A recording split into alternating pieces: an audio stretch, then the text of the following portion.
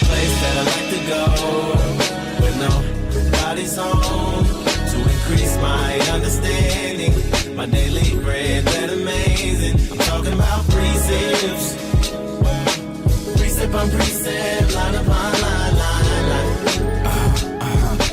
Precept on precept, line upon line, babe. I can't keep explaining, can't study for you. I can't think of nothing, wasn't nothing. Israel United in Christ. We are not a hate group. We are not affiliated with any other Israelite group.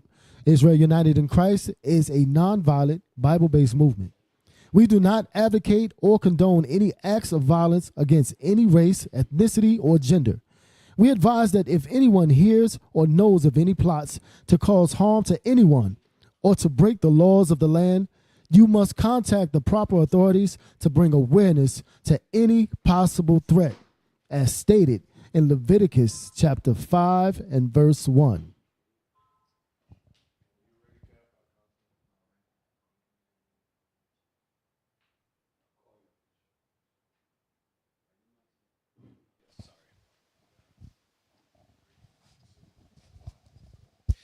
Hey, Shalom Israel. Welcome to another edition of Precept Upon Precept. It's the late show. I know a lot of y'all get ready to go to bed. Stay up. We are your host. I'm Captain Shem. Officer Yasser. Officer Thomas. Officer Solomon. Hey, so all praises to the Most High. You know how we do. So before we begin, is it me? It's Officer Yasser. Before we get to the thumbnail, I want Officer Yasser. Can you do the finger point to this here? There you go, there you go. So if we look here in the lower right, there it is, lower right-hand corner, you can text 646-982-3858 to make a donation to the Booster Club. Y'all see what our mighty bishops, deacons, captains, and officers are doing, not just in the Western Hemisphere, but also in the Eastern Hemisphere. All four corners of the earth. We cannot travel without your dedicated support. We appreciate you. Thank you for what y'all do. Hey, also want to give a shout out real quick. So I was in another country in the last week or so, and I saw a brother on the street that I had seen in the past. And if you're watching, shout out, I saw you last Sabbath. All praise to the Most High. The brother, we have people watching us from other countries that are not even in IUIC. And I thought that was pretty important, pretty motivating. Thank you for watching, brother. And if you have any ideas for a show, I know that you're overseas, hey, let us know. So without further ado, you know how we roll. We're going to shoot up the thumbnail on the screen. And this week has been absolutely, listen, this probably was and will be the biggest election of our lifetime. Not that we really care, but for this country, a lot has changed. So go ahead, Officer Solomon, tell us what's going on. And Mikhail did make this with probably AI. So go ahead, break this down. All right. So it says, time to take out the garbage. This part right here needs a little explanation because supposedly and allegedly, well, it was stated by current President Biden that the supporters, Trump supporters, were garbage.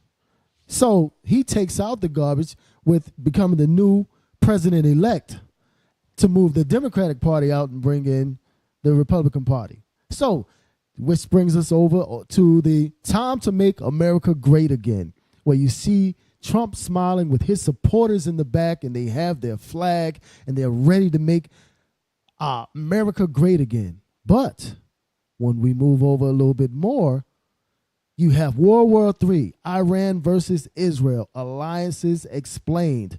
And those alliances will be the Carmanians and the dragons of Arabia. They are going to come together to come up against Israel. And it's going to start World War III. So Trump cleans Babylon's house. However, World War III can't be stopped. Hey, all praises. So look, first things first, I want to give a shout out to Officer Yohanan out of Baton Rouge. I got a video reference that we're going to use probably for going forward in this. What is that screen? What is that? Al Jazeera. Okay. And I'm going to remind me about the nuclear weaponry video. So I'm trying to get to, bear with me, y'all. I'm looking for today's content. Our tech team, by the way, they actually order everything. We go throughout the week, and usually by Tuesday or Wednesday, we have the videos. Today we added a couple more this morning early. So let's start first with, I don't want to go to McGregor. I want to start first with number 3. Number 3, and this is the reason why, because, you know, sometimes you got to find humor in politics. And this is some funny stuff. If y'all haven't seen it, it's a TikTok video. It's funny as hell because this is typical Trump. And I think it's AI, right? It probably is AI. But, yo, this is funny. This is real funny. It's quick. What, I wasn't sleeping. Hey, Joe, it's Donnie. I just wanted to call and see if we could make amends. You want to go get a pizza? Oh, I love pizza. You really want to get a pizza with me, Donnie? Yeah, a pizza D's not stupid. Get out of my office. Oh, come on, man. Hey, play it again. Play it again. Hey, Trump. Hey, if you close your Trump. Hey, Trump. A lot of people say Trump is ghetto, man. Trump is that New York cut, shrewd businessman, hustler mentality. I'm telling you, Trump is New York all day. Play it again. Y'all was a little low. Y'all listen to what he's saying. This is typical Trump. What, I wasn't sleeping. Hey, Joe, it's Donnie. I just wanted to call and see if we could make amends. You want to go get a pizza? Oh, I love pizza. You really want to get a pizza with me, Donnie? Yeah, a pizza D's not stupid. Get out of my office. Oh, come on, man. Hey, so that was I thought that was kind of cool. All praise, that's funny. So let's go to, do I want that? Okay, a lot has changed. Let's go to number 4. I'm going to go a little bit out of order because now those of you who pay attention to politics, now just like we've mentioned before in the past, and brothers, please jump in, but in the beginning, we see that the Democratic Party was ruling under Obama. Trump got in, and Biden got in with his vice president, Miss Kamala Harris. Now, not only did the president win, who's a Republican, the Congress and the Senate all are a majority Republican. So it's a red. That's red for Republican, blue for the Dems or Democrats. So those of you who watch, let's read this article because this is, a lot of stuff has already changed and a lot of stuff will change in the next several months. Major change. Read that. Republicans claim U.S. House achieving trifecta of election victories. Donald Trump's Republican Party clears the threshold of 218 seats, achieving majorities in both Congress chambers. So the House and the Senate. Now, what's interesting about that is with a majority, if they have party alliance, technically they can push anything through as long as nobody. If they have the majority, if they all vote one way, they will push the majority vote through. So what that means is if when Donald Trump's create these policies, if he has the majority, there's not a lot of things that won't go by. Now watch, you're gonna find. I think we got some Democrats that actually is in the Republican Party. All they gotta do is do 1 or 2 vetoes or 1 or 2 nays, and then they can put it as stalemate. So, read on. The Republican Party has won enough seats to maintain control over the House of Representatives, cementing a dominant performance in the 2024 United States elections. The Associated Press news agency announced that the party had hit the key, what's that, threshold? Threshold of 218 seats out of a total of 435 late on Wednesday. Right. So, and look, we know, and I'm paraphrasing the scriptures, we know that we're not to number the children of Israel. We also know that we have one king, and that's Christ. Even when the kings of Israel, that was having a king over us was temporary, right? So our king is Christ, and these presidents are basically our emperors. That's what they are. There are emperors, and they have a force of evil emperors. It doesn't matter if it's Democrat or Republican. The same agenda is going to carry. And tonight you're going to find out, even though Trump's coming in and making a lot of cabinet changes and assignment changes that should, in theory, affect the world politics, nothing is going to change. And we're going to prove that tonight with Esau telling you that. Just a little bit more, we're going to move on. The victory in the House not only gives the Republican leadership over both chambers of Congress, but it also assures that the party holds sway over all major branches of government.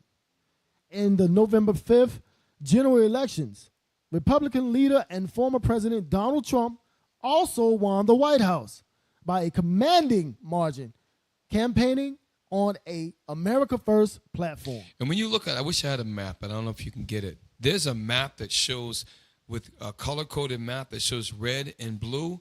And if you look at the map, not that one, if you look at the map of the United States, Trump won almost every single county in the United States. There were very few counties. He won every state.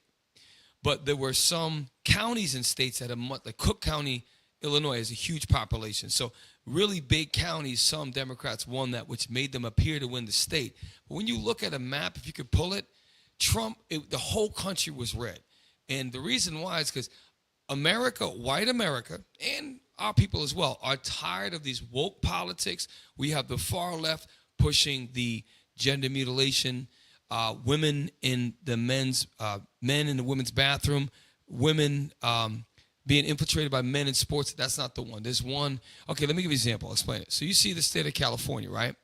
You would think that everybody in the state voted Democratic. The reality is, yes, they had multiple blue counties in California, but most of the counties in California were all red. That's just the majority. So if you look at a map that goes by county, it's like very few little speckled dots. Almost all of it's red. Trump won by a friggin' landslide. It was a blowout, okay? And not that we like Trump. Yeah, that's it. So if you look at that, look at Cali. Cali did have a lot of blue, but California, most of the state was actually red. Okay? Wow. Look at Texas. Texas, almost the whole state. Look at Louisiana, almost the whole state, okay, is red. Even Florida. Right, you're right. So when you look at this, Trump won so decisively. And this is why they're actually suing. They're going to sue in court about messing with certain ballots. And they've got proof, and they're actually going to bring it forth. Hey, I may sound pro-Republican, but I'm not. Yes, sir. Did you see up in the northeastern part where they had New Hampshire, yep, as well as Connecticut and Massachusetts? I was actually surprised that a lot of those states were actually blue.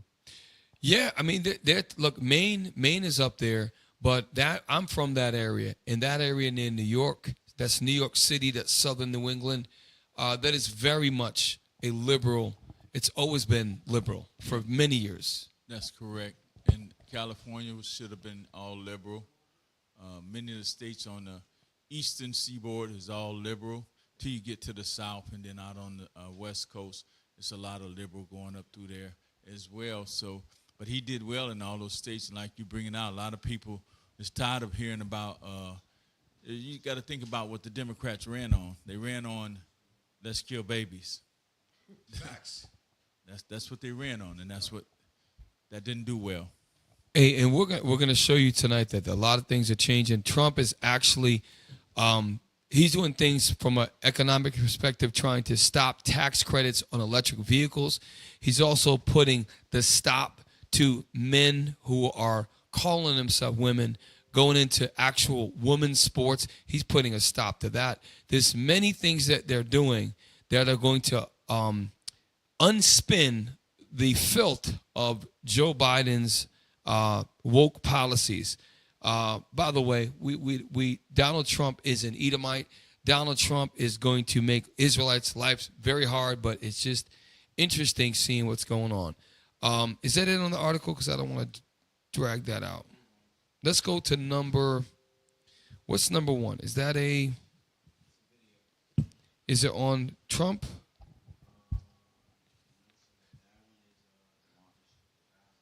Okay, good. So let's go to I'm going to start first with the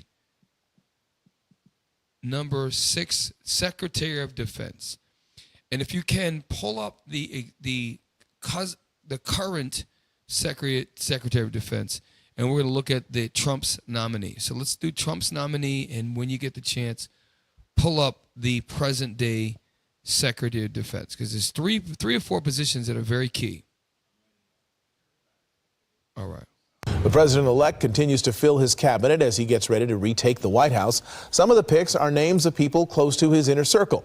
Eyewitness News reporter Jory Rand here now live in studio with more. Jory? Mark, we saw during Donald Trump's first term as president that one way to get his attention and win his favor was to go on Fox News. Well, most of his picks for top spots in his second administration are regulars on Fox News. One of them is even a host. President-elect Donald Trump announcing more members of his second administration today, none raising more eyebrows than Fox News host Pete Hegseth as the next Secretary of Defense. He does not seem to have any specific experience. Let's put this in perspective. Now, the Secretary of State you're going to find is Anthony Blinken right now. He's the guy that does all the traveling. The Secretary of Defense is a major, major role. And this guy, Trump, one thing about Donald Trump is he appreciates loyalty. But this guy was a Fox News. By the way, he already resigned from his position at Fox News. So he's going to take it.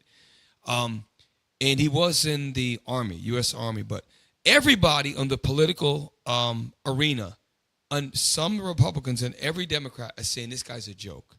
Like, they're laughing at him. But what they don't understand is that Donald Trump doesn't care about mainstream politics. What he wants is people that are going to basically be the arm of him. And that he's surrounding himself with loyal people. And look, in the Bible, guess what? It speaks about loyalty. It shows you examples of loyalty.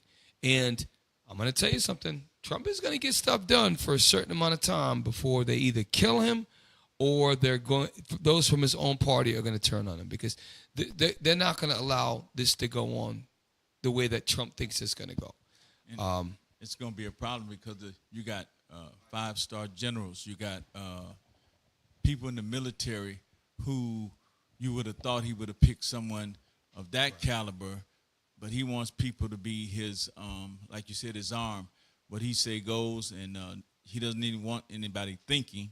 He wants people to just follow orders.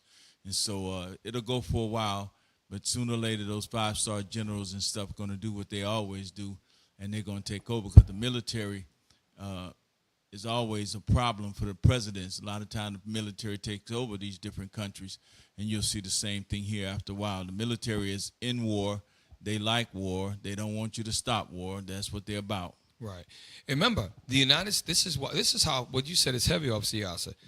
Remember from Patient Saints Radio, from our show, the U.S. has over 800 bases throughout the earth.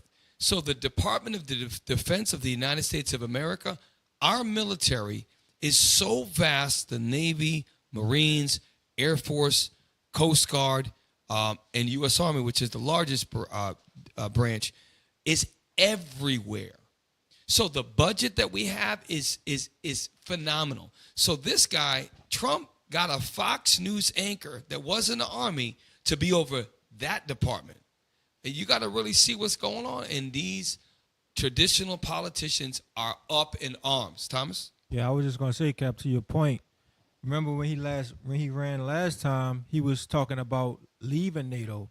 And we know that America is like 40% of NATO's army. I mean, the army. So if he leaves NATO, you know what I'm saying, that's going to cause a lot of problems for him. So also remember, one of the things he talked about is with NATO that we got to remember this. NATO was not paying their bill, meaning the U.S. was fitting most of the bill, and only a handful of countries were paying their bills.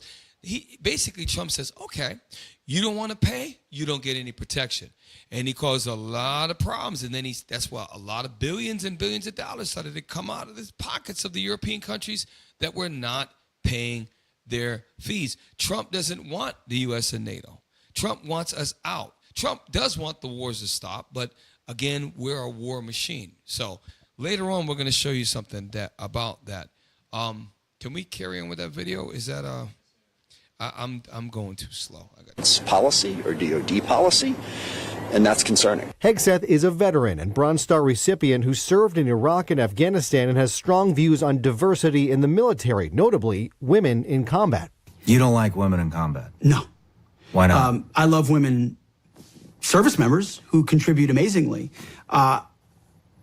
because everything about men and women serving together makes the situation more complicated, and complication in combat means casualties are worse. Let me speak on that. So number one, even when I trained, an Alice pack, when it's fully weighed down, is very heavy. So if I'm carrying my Alice pack and it rains and I'm weighted down and I have my weapon, that is taking me strength to hump that. And if I got to hump 20 miles with all that weight, with due respect to women, women are wonderful. They're our mothers, our caregivers. I can't have a baby. They are not built physically for combat. And even you have this one movie called G.I. Jane with Demi Moore apparently became some sort of, was it a SEAL, something like that? SEAL. Yes, I don't believe that. And if someone did that, it is 1 in like 1,000. And she'd have to train extremely long and have very good genes. And even then, she wouldn't even be the average strength of an average man. Even then. So due respect to women, it's not a woman bashing party. He's right, 100% right when it comes to actual, I ain't say combat support. You can have a woman that's doing aviation control from the back and be very effective in combat. Right. But to be on the front lines with physically boots on the ground, I don't agree with that. Solomon, you can say. And sir, if I may, I remember when I was in basic training and we was going through the obstacle course. And I mean, just something as simple as that. I was going through basic training, gung ho, I want to go ahead and get through this. And the drill sergeant told me, hey, Pryor, slow down. So what's going on, drill sergeant? Hey, we got to wait for your battle buddies. So I'm looking around, and it's the girls. They trying to get over. Oh, I can't do it, drill sergeant. And that infuriated me. And that's supposed to be infantry training right there. Let me just say basic this. Training. So, and I know Army's different, and I have to say this. In the Marine Corps, we don't play that. The men train completely separate than the women, and the women are in, 4th Battalion, and you can't, and that's a disservice to you because it slows your training down. Anyways, the point is that what he's saying is being taken and demonized like he's like, oh, women are very important. They're our mothers, this, that. They're great as service members, but not in combat. They're going to hold that against this guy. And what he's saying is actually protecting women and caring about women. You're stupid as hell if you're going to imagine big, strong, broody guys in the infant center taking care of little babies. It just doesn't make sense. That should be caring. Not to say a man couldn't care for an infant, but that position needs a woman's care who has experience with infants, our own infants, or nieces and nephews. That's just not for us. We can yield to that. And women in the military battles is absolutely should be out because they get raped in the field all the time. They have big problems with that. Even when they just on the military base, they being taken advantage of. They popping up in the news all over the place, trying to sue the military by being raped. So in the battlefield, and then if the enemy catch them, what you think they going to do to them? So it's just something that should have never been. Yes. So now his views are very conservative. And here's the thing. We as Israelites, we appreciate order and structure. So get me 1 Corinthians 11. There is an order and structure with God. And one thing I say about the Republican Party is they have the most closely resembling structure to the Bible. They believe in man and woman, that the men should lead the family, that they have traditional values. That is true. So read that real quick. This is the book of 1 Corinthians, chapter 11. You want to start at 1? 3. 3. All right. But I would have you know that the head of every man is Christ. Right. So that's the order with the Israelites. Read on. And the head of the woman is the man. So as the head of the woman, right, the head has to make a decision. Look, you ladies don't need to be fighting in combat. So there is certain things that they're going to bring back more conservative, traditional, biblical values to mainstream society. So I like some of the things that they're going to do until it comes to labeling the Israelites as a terrorist organization, a domestic terrorist organization. Then we're not going to like them. So in the meantime, we need to be mindful, watch what's going on. That's why we're having this show. Watch what's going on. Pay attention very carefully. And we got to pray, and we got to be mindful of the words we use. We have to season with salt. We have to use wisdom amongst our enemies. It's very important. Play on.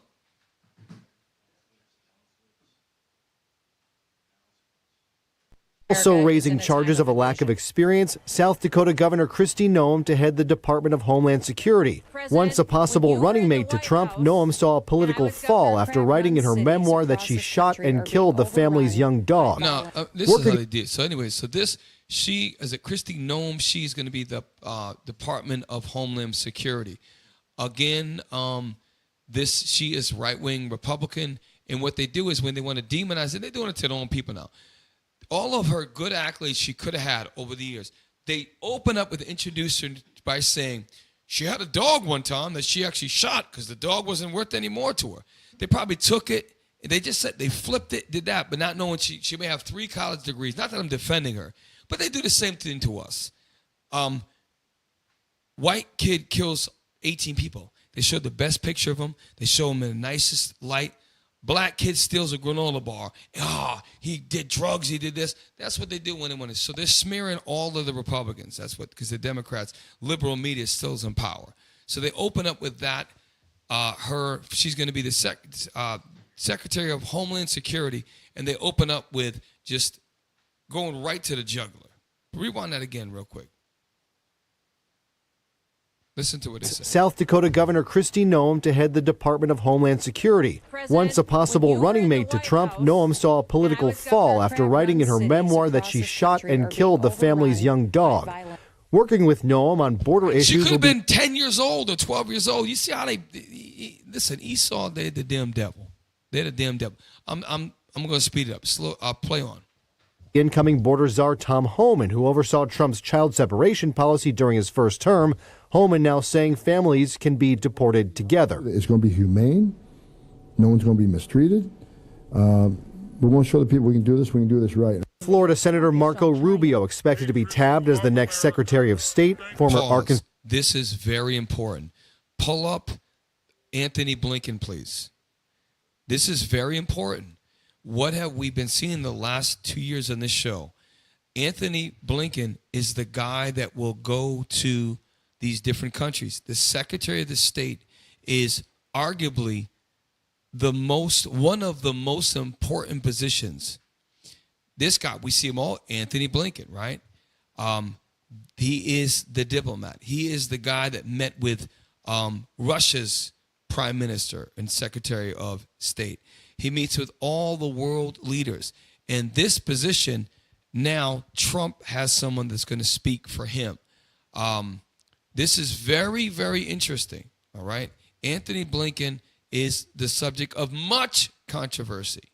So now Trump has a ace in the hole, so to speak. Solomon, you would say something? No, sir. Okay. Go back to that, please. Thank you for getting that quick.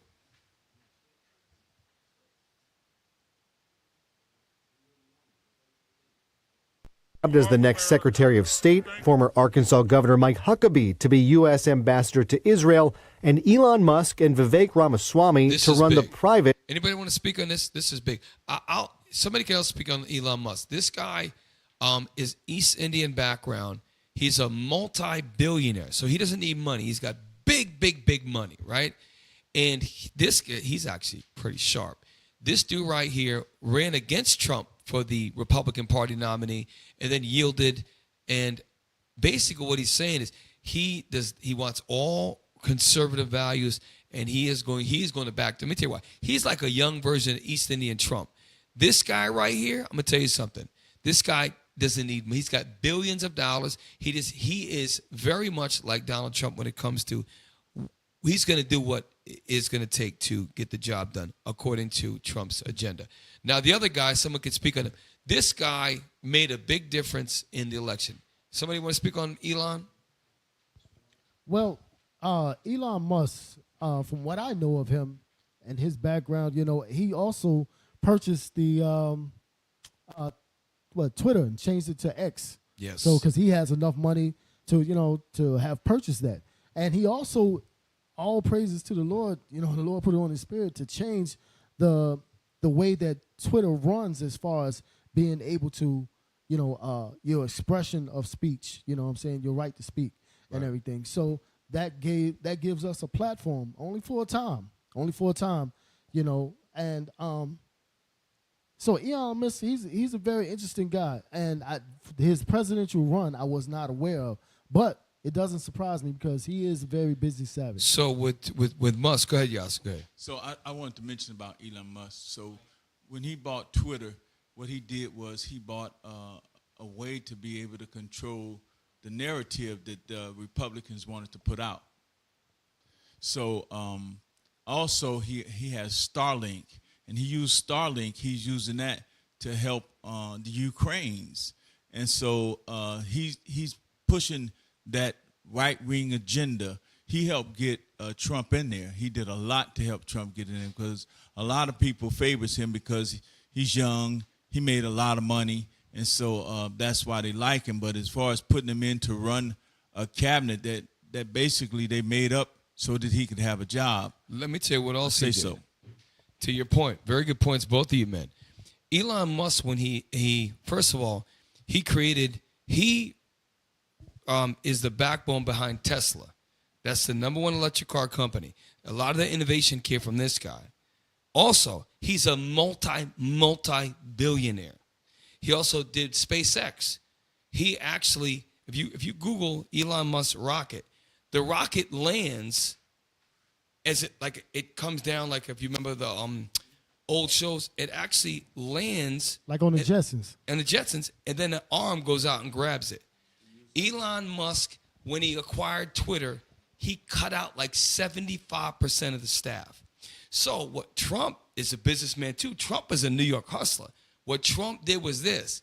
He's creating a new department of government called Department of Government Efficiency. So what you think will happen?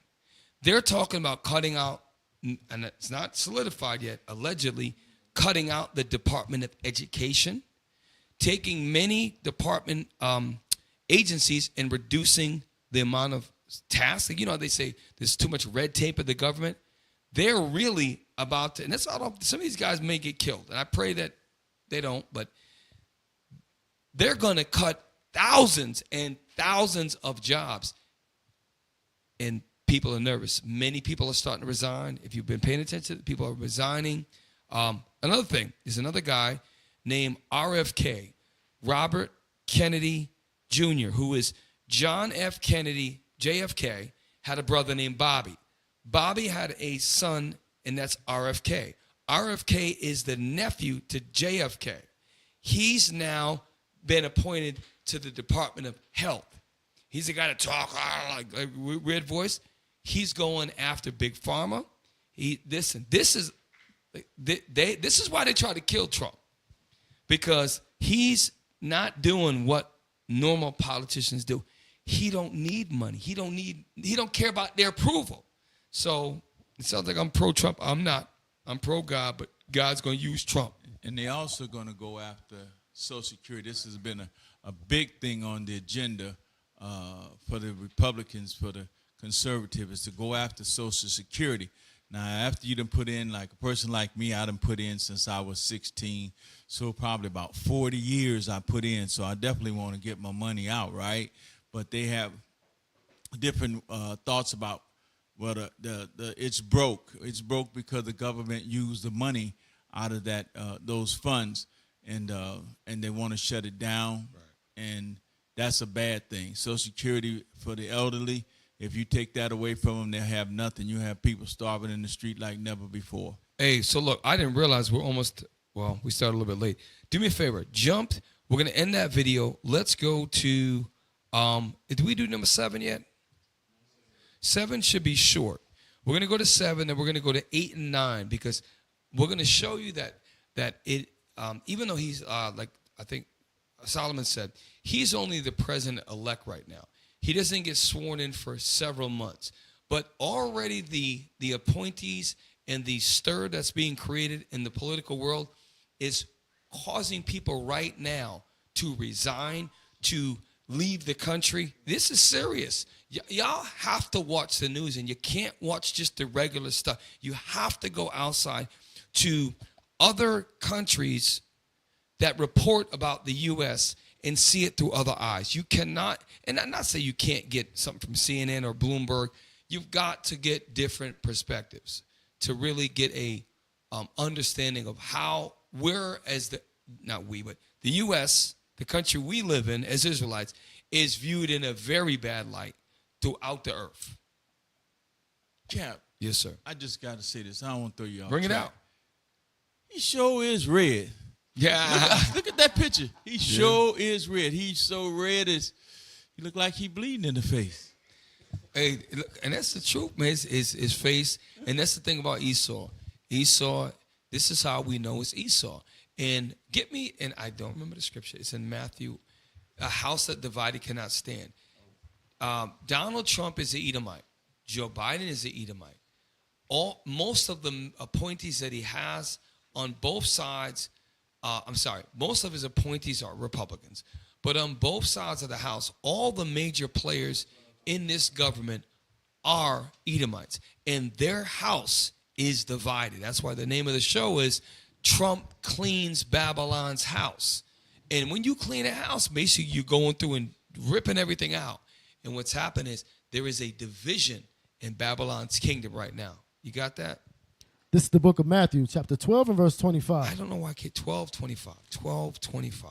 And Jesus knew their thoughts and said unto them, every kingdom divided against itself. Read it again. I'm sorry, Solomon.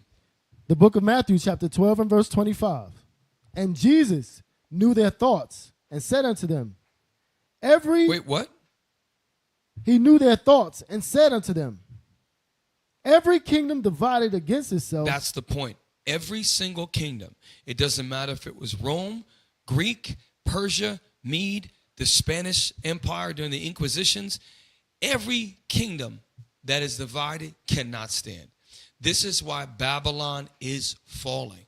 It is falling. And we're going to get Isaiah 14 before the break to show you that we are in the very last days, and Babylon the Great is at the beginning of its fall. And maybe through the middle of its fall. Read.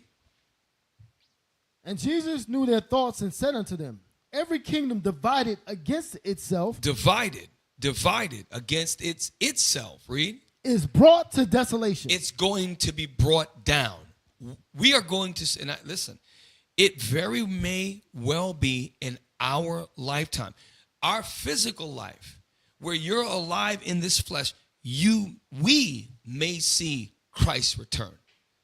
This is how serious it is. And this is why you got to pay attention to what the hell's going around in the world. You want the rest of that, Cap? Yes, read on. And every city or house divided against itself shall not stand. That's the house of Esau. Esau is also referred to in the animal terminology as the flock. So even a flock is a house. The flock of Esau, when you read in Jeremiah, is going to be divided. Why? The centerpiece or the mouthpiece for white folks from America is in the Middle East in the positioning of Israel. That's where all the problems are starting. It's through Israel and the false NATO country of Ukraine. Those two fronts are going to start World War III. It's literally going to start World War III. So we're running out of time.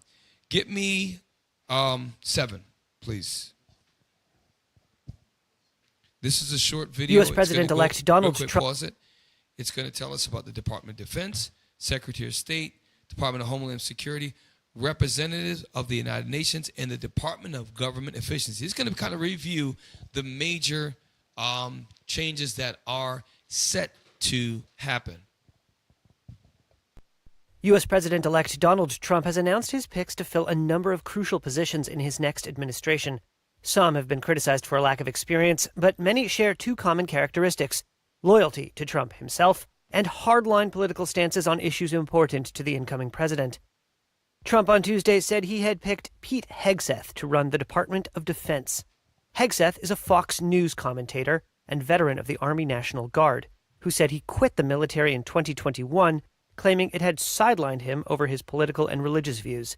I commit to provide the President and the Secretary of Defense my military advice. He has clashed with Air Force General C.Q. Brown, the chairman of the Joint Chiefs of Staff, accusing the military leader of, quote, wokeness, and suggesting he got the position because of the color of his skin.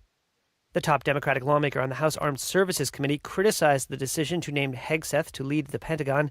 Representative Adam Smith wrote on X, quote, "The job of Secretary of Defense should not be an entry-level position." Because together with Donald Trump, we are going to make America not just great, but greater than it has ever been before. Now, Marco Rubio, I believe this is an Israelite.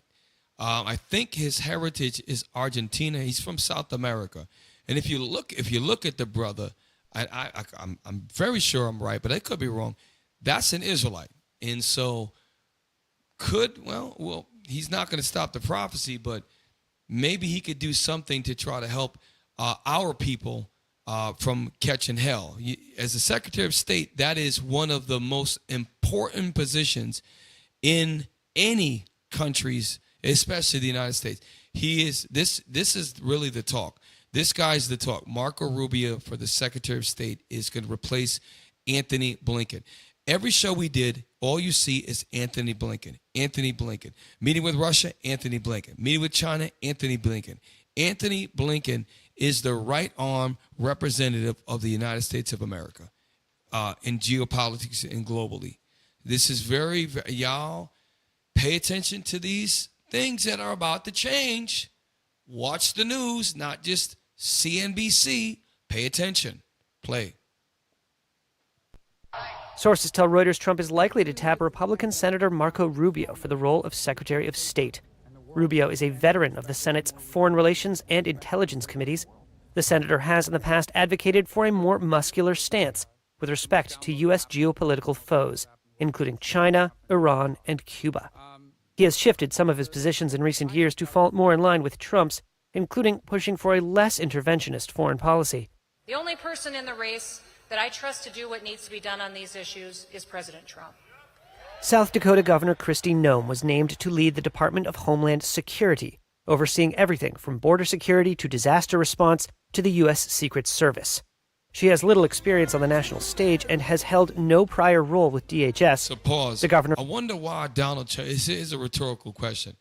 I wonder why Donald Trump would point someone with no experience or little experience on a national level. Wonder why he would do that.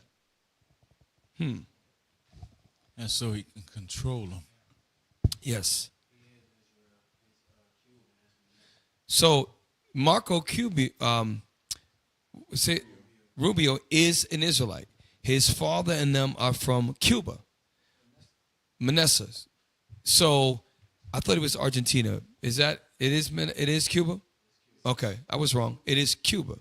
All praise to the Most High. So look, we never know. Remember how Queen Esther was in a position of power. She used to. We never know what the Lord could put to give the Israelites a little bit of mercy. Secretary of State has a lot of power, and this woman here is now working for Homeland Security. So that's borders. That's borders. That's borders. That the biggest thing of this election is secure the border. Secure the border. You hear it all the time.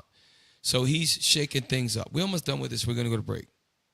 National prominence after refusing to impose a statewide mask mandate during the COVID-19 pandemic. Noem later garnered attention for an episode in her memoir describing how she shot and killed a pet dog she deemed insufficiently obedient. At Harvard, does calling for the genocide of Jews violate Harvard's rules of bullying and harassment, yes or no? Republican Representative Elise Stefanik is Trump's nominee to represent the U.S. Let me tell you something. Elise Stefanik, She is the United Nations representative. This is why I'm going to show you after the break. Nothing's going to change with the U.S. positions on Israel. Trump is pro-Israel. She tried to get people kicked out of college campuses because remember the whole anti-Semitic where they were saying, if you say anything, you're anti-Semitic. That's what she was just doing on that board, grilling somebody. She is pro-Israel 100%. And she is now going to be representing the United Nations. And Trump is staunchly pro-Israel. And his son-in-law is a Jewish man. And he is also very rich and very powerful, his son-in-law.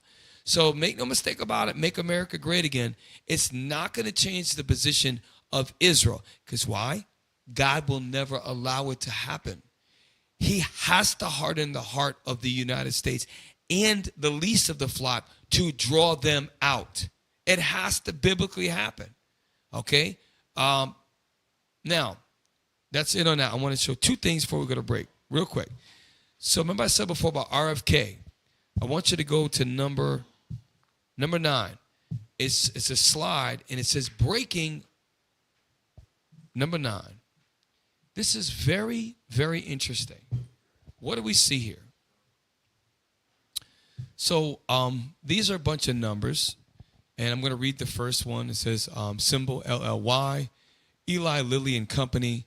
Last, I believe that's the stock price was 786.23, a negative plummet of 25.58, change of negative 3.15%. And these are numbers. You might say, well, average monthly is 3.14 million. You say, okay, well, what's the problem? Well, can you come out and show the whole screenshot? Okay.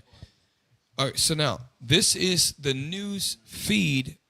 I'll read it. This is the news feed that goes with that. It says, breaking news. Pharmaceutical stocks fall after President-elect Trump names RFK Jr. as Secretary of Health and Human Services. Why? Because they are poisoning our foods.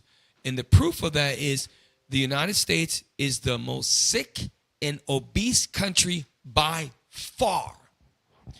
There was never a thing called child diabetes before. Child obesity? The parents live in the house. You just tell your children what to eat. Child obesity is an epidemic because even when parents are thinking of it, it's filled with sugar, and a little apple pie or cake has 20 or 13 ingredients, all which are letters that you can't pronounce. Some of the same ingredients they use to make manufacture machinery. It's horrible. And so RFK he don't give a damn. He's going to go in there and shake stuff up. Again, no political affiliation, just showing you. Play the next one about RFK. A lot of things are changing. You are going to see, and guess what? The price of stuff is going to go up. Because if Donald Trump puts tariffs, right now a lot of these countries, this is what happens. Those of you who don't know what a tariff is is a national tax. For example, if China pays 1% tariff or a 0.5% tariff to be able to do business with the United States, whereas if we go to China, we may have to pay a 20% tariff. We have had open trade with a lot of countries so we can sell products to the American people very cheap, but other countries are making a killing off the U.S. So Donald Trump's, I'm going to get the jobs back in this country. So what we going to do? I'm going to put a 25% tariff on you. So the international goods that get imported from other countries who export them, they're about to go up. The short-term goal is, yes, it's going to go up, but eventually now this is the Republicans' philosophy. Now we can bring more factories, more distribution centers in the United States and have business come and we ship. Now we become major exporters and not importers. Everything you have, look at your shirt, look at things in your house, look at your furniture, look at your file cabinet. Most of the time it's made in China, made in Malaysia, and if you find something that's made in the U.S., they celebrate it. This is made in the USA. Well, why isn't most things? And this is the whole thing, Make America Great Again. The whole MAGA, Make America Great Again, is about bringing jobs, commerce, and technology and all infrastructure actually in America. And it sounds good in theory. Guess what? You're going to see that a lot of the stuff Trump's going to say is not going to come to pass. And I think he means well in his own way. Solomon, you would say something? Yes, sir. I was going to say that a lot of us, because I have purchased things off of Temu, which comes from China, and also the TikTok app as well. And those things come from China. So all those discount things that you was getting off of those apps and those things like that, they're about to shoot up. They're about to shoot up. Hey, Trump said with Mexico, this is Trump a gangster, meaning gangster when it comes to negotiation. Trump said that when he gets in office, what he's going to do is this. He's going to, and he doesn't play around. Like when you see him on the show, The Apprentice, you're fired. He really talks to these people like that. Remember, if I got $10 billion in the bank and I got a real estate portfolio, I'm not hurting for money. A lot of these politicians, this is their source of wealth and power. Trump had all that beforehand. Now, he told Mexico's president, I'll tell you what, if you don't take your resources and secure the border from your side, meaning create physical structures from your side, he said, everything you ship to the U.S., I'm going to tax you 25%. He says, and if that doesn't work, what I'm going to do is I'm going to give you two options. You can take it for 25%, or I will tax you for 50%. And he really will do that. So what's going to happen is he's going to fix a lot of these things. And once he starts to fix a lot of these things, he's not going to fix everything. The U.S. will become stronger and stronger. More jobs. Maybe they'll do highway projects where they have or high-speed trains that maybe go from coast to coast or from north to south, from Chicago down to New Orleans, for example, or from Seattle to friggin' New York, whatever the case may be. But once America economy gets strong again, then now you get the border secure. No bad guys coming through the border. You have to find other bad guys. Now you have these people that are saying America's not great. I wouldn't be surprised if they make a law that if you don't stand for the national anthem, that's your ass. Get Daniel chapter 3. This is what we're coming down to. Now, I don't know if it's going to happen. It's not going to happen just like this. This is, you're going to have to make a stance in this truth. Just like many of our forefathers in the Maccabees had to make a stand. Daniel chapter 3, I want the part when the Shadrach, Meshach, and Abednego, they actually get confronted by the king about, now, I'm going to give you another chance. Surely, Shadrach, Meshach, and Abednego, when you hear the sound of the psaltery, the sackbut, you shall then bow down. That's like a national anthem. That is like, you hear that? That's the king's song. That's the king's song, you little Israelites. You better do what we tell you to do, Hebrews. Read that. This is the book of Daniel, chapter 3 and verse 16. Once America becomes secure, and they're going to make it happen. They're going to make the border. Listen, with a border, you just have to build a strong enough fence. You have multiple, treat it like a military outpost. Nobody coming through. And then they're going to beef up the checkpoints. They're going to do all that. And Canada's border, they're going to secure that too. And we have two borders, which is the Pacific Ocean, the Caribbean, the Gulf of Caribbean, and the Atlantic Ocean. That's a natural border. Listen to this. The book of Daniel, chapter 3 and verse 13. Then Nebuchadnezzar, in his rage and fury, commanded to bring Shadrach, Meshach, and Abednego. Then they brought these men before the king. Nebuchadnezzar spake and said unto them, is it true, O Shadrach, Meshach, and Abednego? I could see Donald Trump doing some stuff like this. He get everything right now. Who's these guys that's doing it?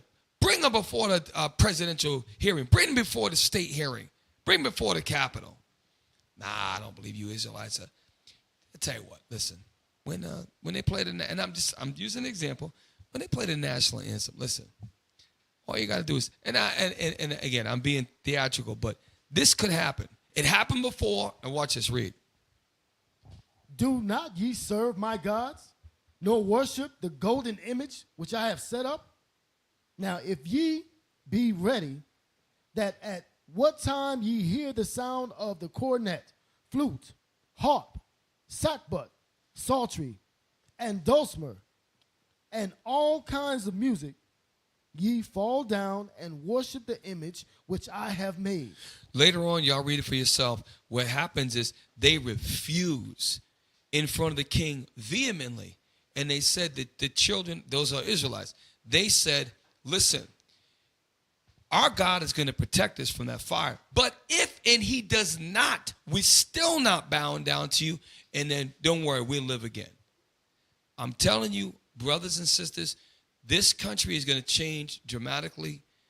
They are going to come for the Israelites. Even though we are a subsection of black and brown America that is doing things the right way, biblically, we are going to be seen as a threat because of our stance biblically. And guess what? Excuse me. Get ready for it. You got to pay it, and we got to use wisdom on Esau. Watch. Don't be giving your political opinions at work. Don't say, oh, I like Trump. Be careful. Be very mindful. Don't say, and a lot of you don't talk about that stuff. There's an old expression, it's true. You don't need to talk about religion, right? Politics, and what's the other one? There's three. Your paycheck. Religion, money, and politics. You're not supposed to talk about these three things: politics, religion, and there's one other thing I can't remember. Maybe it's economics. And when you do that, you can get labeled. Keep everything light at work. How's the weather? How's the family? Hey, did you enjoy that vacation? Oh, yeah, they're working you hard. I hear you. Don't worry. It's good. Keep everything light. Be an agreeable person. Never trust your enemies. At the same time, be at peace with all men. That's important. Seek the peace of the city, man. So with that, we're going to go to break, brothers. I was just going to bring out right quick. Yes, sir. What you just brought out. The sports announcer is Michael Strahan, and he failed to put his hand on his heart this weekend. Immediately, the media, of course, Fox News went right at him and made him repent. Are you serious? I'm serious. They made him repent. He said he was just not thinking, but the next time they do it, his hand's going to be on that heart. He won't keep that job. Hey, and so just imagine, Mike, he was a famous running back, very strong Judah brother for the New York Giants. He retired early. He's on Esau, cheesing for Esau. But I don't think he did it accidentally. I think he's just probably sick of it. And he could lose his entire livelihood and never work again in this industry. That's like almost death economically to that man. And all because of that. And that's at a lower level. And I didn't even know about that.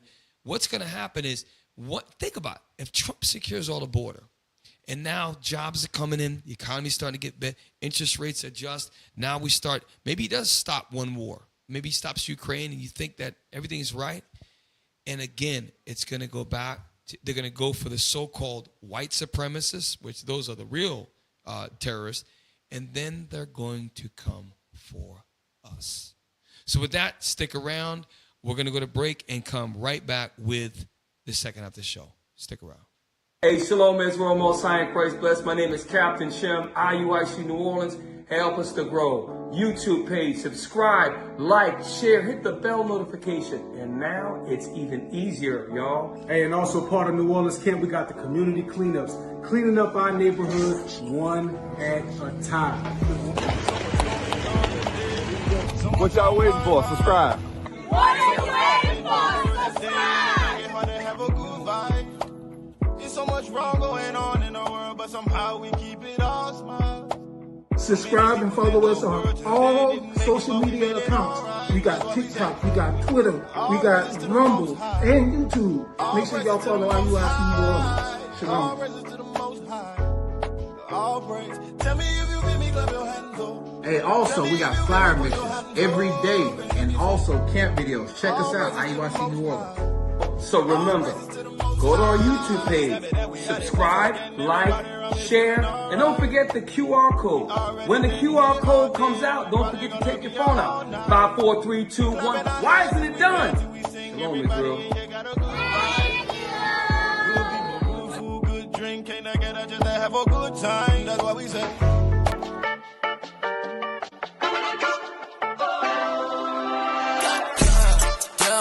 Don't talk to me if you sinning, you know we repent. Yeah, Carneo, tiny, your city, we naturally bliss. We got hundreds of men in that purple, you can't even miss it. I keep stacking and stacking and having this wall on riches. Yeah, I told my brother his time gon' come down, break the code. And I told my brother come out of that scene is getting old. We got so many scoffers and haters, I'm glad that we saving the soul. And I told you better not be wishy-washy, either hot or you cold. Yeah, I wanna go, I wanna walk on. Shalom Israel, Most High in Christ bless. Deacon Isaac here. We are in Jackson, Mississippi for the HBCU homecoming game. This is a very big event here in Jackson, Mississippi. In the book of Ecclesiastes 10 verse 6, it tells us that folly is set in great dignity. So this is something that our people hold high esteem. They reverence these kind of events, which is on a Sabbath. There's a lot of buying, there's a lot of selling, there's cooking. Our people out here with that party mindset, sisters dressed out of order. So the Most High sent his messengers in Israel United in Christ to bring forth this gospel on this very day. To wake up our people in Jackson, Mississippi, that you are the Israelites of the Bible. So Lord's will, we get a few repentant souls. Y'all stay tuned. Shalom. We're seeking your assistance to enhance our national broadcast. Kindly spare a minute to provide feedback by answering 5 brief questions. Thank you for your support.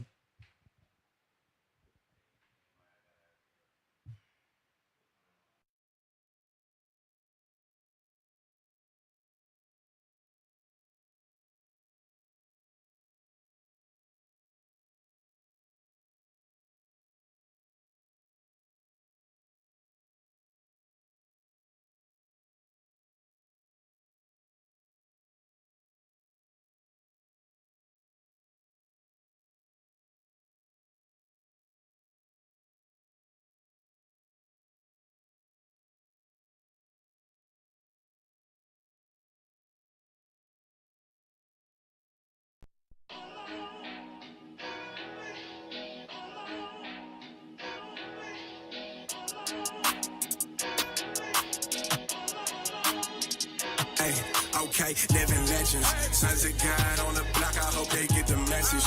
On this side where they from, I mean it isn't pleasant. From the south to the top, preaching in the trenches, go hard in any setting. Okay, living legends, sons of God on the block, I hope they get the message. On this side where they from, I mean it isn't pleasant. From the south to the top, preaching in the trenches, go hard in any setting. Mazel tov, tails gonna explode with the Molotov. Fox gon' burn, we gon' set it off. Ishmael wild man, he gon' let it off. So give him this verse, you can let him scoff. Moab thought he had us since we in the dragon. 1,000 years bound, we released the Kraken. Have him running back for safety like we playing Madden.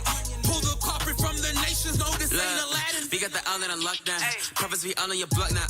From St. Lucia to Antigua, hit 6 islands, touchdown. See how we hitting the scoreboard. Praising my God, he the warlord. We'd have had a perfect 10 if we had hit like 4 more.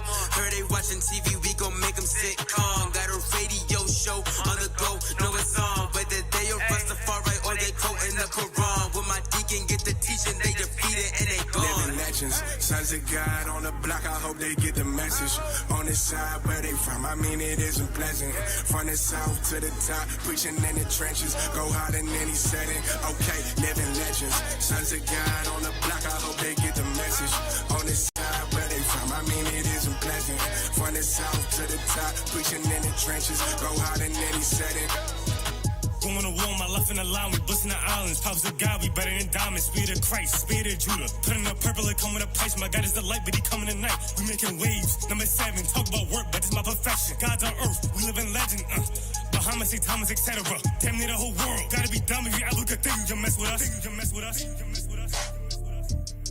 Damn near the whole world. Gotta be dumb if you ever could think you can mess with us. We live in legends, we superheroes. Make them villains sick, they possess with patient zero. No, we can't quit, we be the prophets. On a boat, but we take off like rockets. Coast to coast, nations getting smoked. Don't care if that's on cold, because that's just how it's rolled. See, I got my lethal weapon. With the hand I'm backing, boy, I'm about to teach a lesson. Go out like a living legend. It started back in 03. The bishop hit the street, there wasn't no guarantee. Was hard work on concrete till the job was complete. Ain't no action like Jackson. We do this for the blacks in the Latins that asking about eternity. And they history untold. We reveal it from the new and the old. Living legends foretold. Preach. See them people from the east. Revelations 18 and 24. Babylon about to blow. Sit back and watch it grow. See prophecy unfold. Sit back and watch it grow. Babylon about to blow. Hey, okay, living legends. Sons of God on the block, I hope they get the message. On the side where they from, I mean it isn't pleasant. From the south to the top, preaching in the trenches. Go hard in any setting. Okay, living legends. Sons of God on the block, I hope they get the message. On the side where they from, I mean it isn't pleasant. From the south to the top, preaching in the trenches. Go hard in any setting. Drop the anger, it's getting heavy. They tried to rip us, but the scriptures turned them to confetti. We on the block, and we breaking chains like the levy. Kingdom to go, when we kicking it just like we miss it. Ready? Like the full moon, we change the tide. Lion to Judah, Israel, yeah, that be the pride. I came in with the 12, yeah, you see the tribes. No house niggas in the field, yeah, we be outside. Hey, we be outside, but forever going in.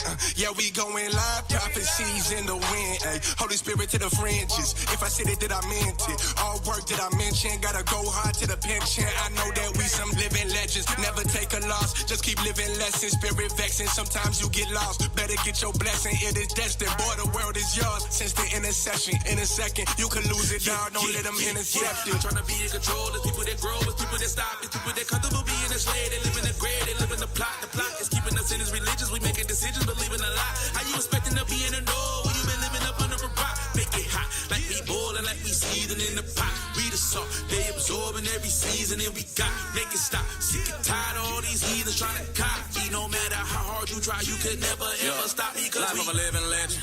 Looking like I got ascending. Flourishing with understanding. Sharper than a two-edged weapon. You can never call me Saul, cause I'm rolling in a mind of Paul.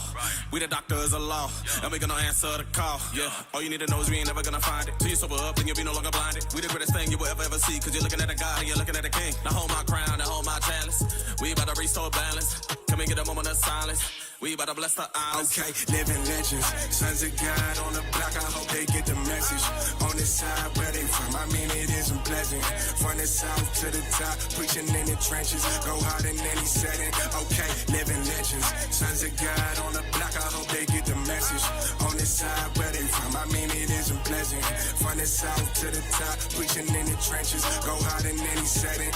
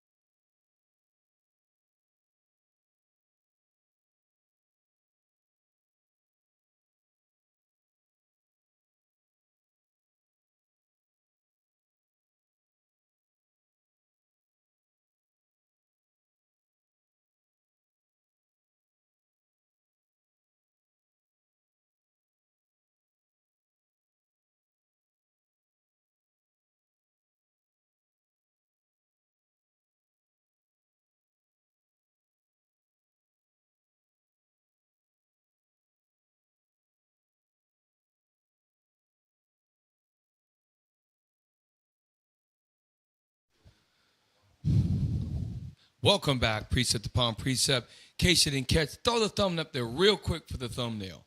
So the first half of the show, we went and time to take the garbage out. There was a change in power. Trump and the Republicans, both the House of Representatives and the Senate, won all red Republican. Now it's time to make America great again. But now the second half of the show, you cannot stop World War III. No matter who you put in office, no matter what they try to do, no matter how many wars they try to get out of, it is not going to happen. Now, this is Colonel Douglas McGregor. This is the judge that we show often. And they will never put these men on mainstream media because they literally are saying the exact opposite as the U.S. foreign policy on the Middle East. Go ahead and play that timestamp. Last week, Ron Dermer, Pause it real quick. perhaps not that we need to Can they hear it online? Okay, cool. Play on. Perhaps the closest advisor to Israeli Prime Minister Benjamin Netanyahu. I met Mr. Dermer many times. He was born in Miami, educated in the U.S. and Great Britain, had joint Israeli-American citizenship, renounced his American citizenship to comply with Israeli law that allowed him to get into Netanyahu's inner circles. Visited Moscow secretly. Pause. Why is this important? He just gives an introduction. One of the main guys that had to get into Netanyahu's circle, he had to renounce his American citizenship. Right. He now went to Moscow, Russia. This is very interesting. And now McGregor is going to give you an analysis. Why are we going here? Because there's a connection. Play.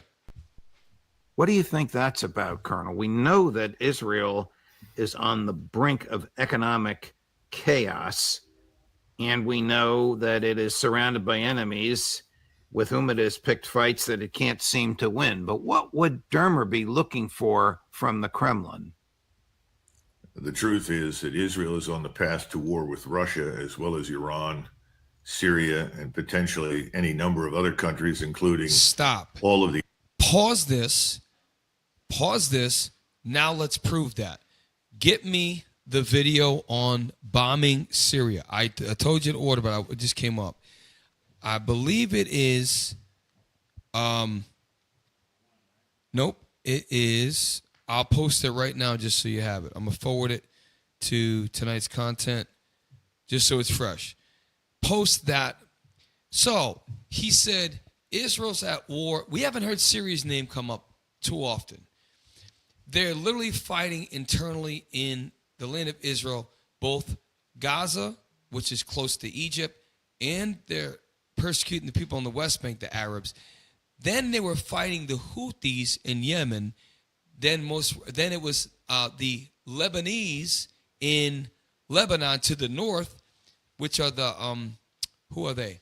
Hezbollah. And now they're beefing with Iran, which is Tehran, which Iran has got so much more sophisticated weaponry than they do. Now they're killing people in Damascus, Syria. Again, everybody's focused on the U.S. election, and Israel's bombing all these Arab countries. If you look, they are literally drawing them out. Get Jeremiah 54. We should all have this on our cue. The least of the flock. If you can't say and see that this is literally the prophecy, you're blind.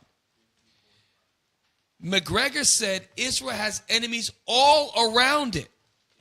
This week, they're attacking yet another Arab country. But we don't see it. Jake, as long as he got TikTok and get DoorDash delivered to him and wear his sweatpants halfway down his ass, Jake is just, our people are just clueless. Fat as they want to be, ridiculous. And they have no idea what's about to happen. That's why our job is important. Read. The book of Jeremiah, chapter 50 and verse 45. Yes. Therefore hear ye the counsel of the Lord, that he hath taken against Babylon. Right. Remember, the Mossad took counsel against Pharaoh in Egypt. His counsels was like, yo, Pharaoh, let these guys go. You saw what they did. You saw how the plagues that happened to us. Don't you think we should leave them alone? And the Mossad did what? The council, hardened his heart and then destroyed the Egyptians. And that was our deliverance called Passover. Why? We were passed over and we were preserved. That was the exodus out from the enemy. God's going to use Netanyahu, the least of the flock, and the United States with Trump and whoever the hell else is in the office to what? The second exodus. Deliverance from our enemy. It's happening right now. Listen, read it again. I'm sorry. The book of Jeremiah, chapter 50 and verse 45. Therefore, hear ye the counsel of the Lord. Right. So no matter what Trump does, no matter what you Negroes that voted for Trump does, no matter how you crying Democrats, you're never going to change the counsel of God. The same council that says, you want to break my laws? I'm going to put the white man over you. He's going to beat your back, submit you, castrate you.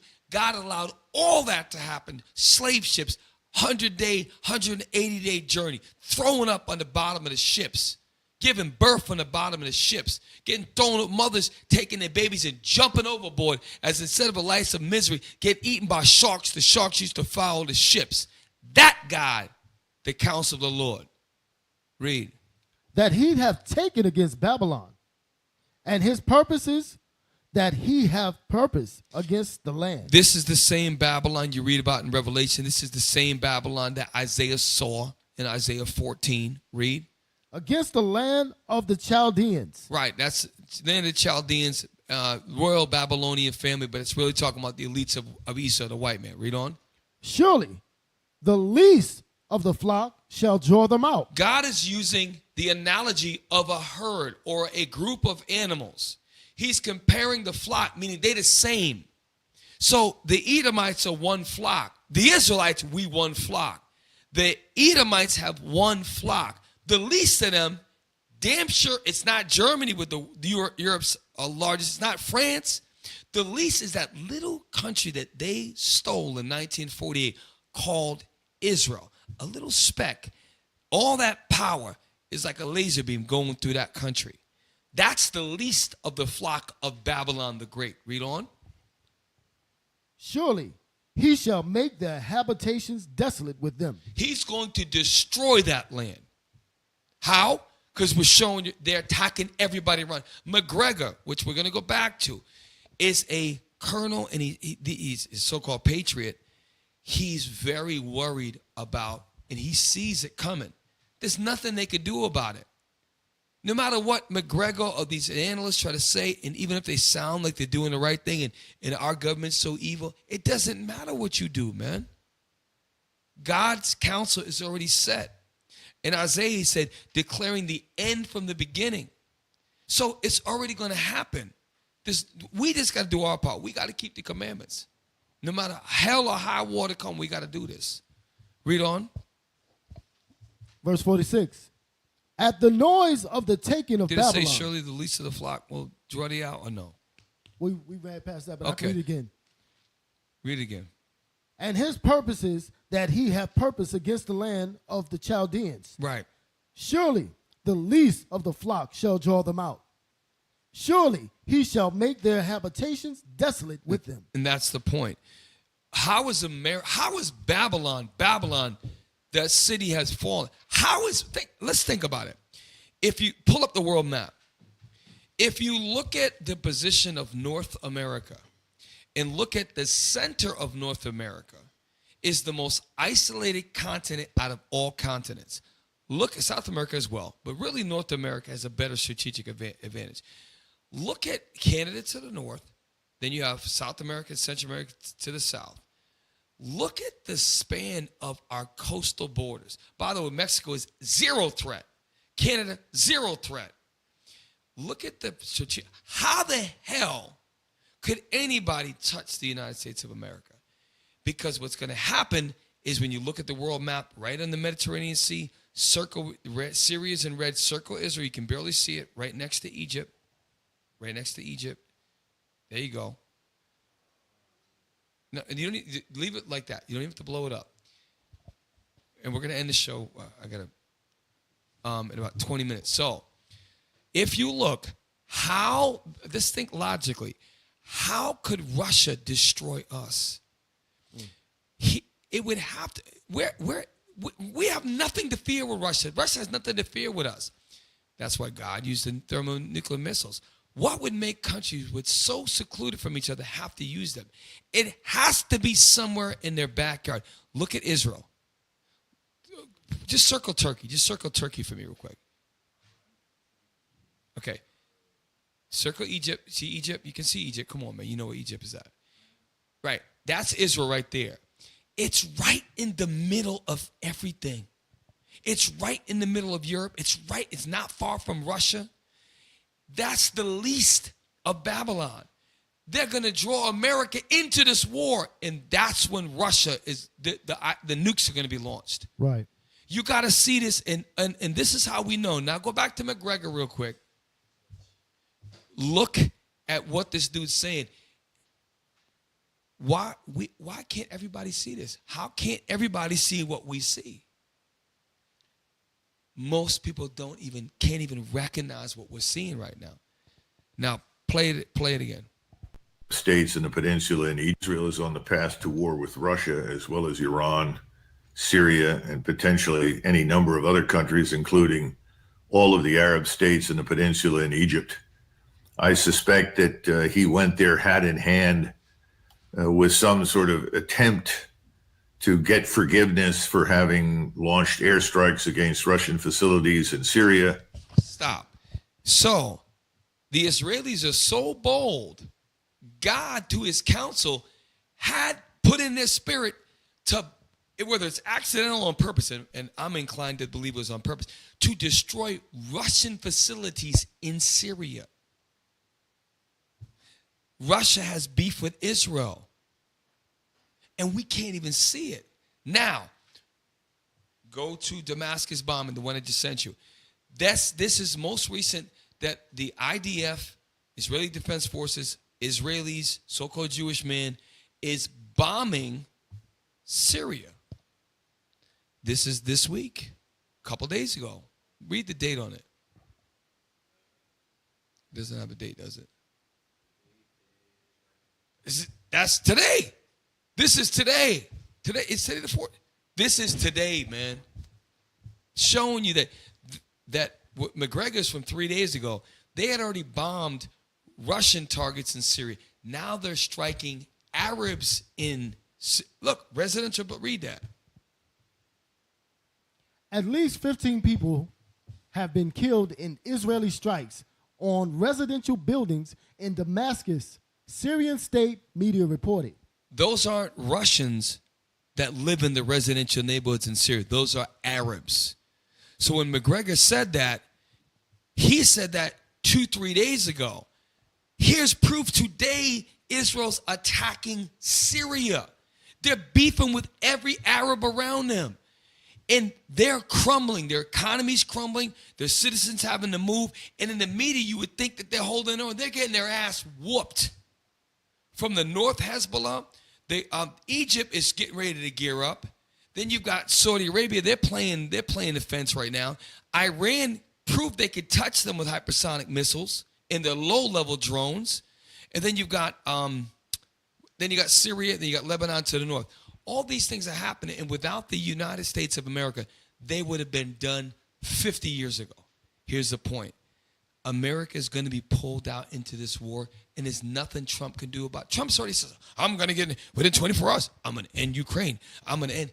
He can do nothing against the counsel of God. Okay, so with that, let's skip that.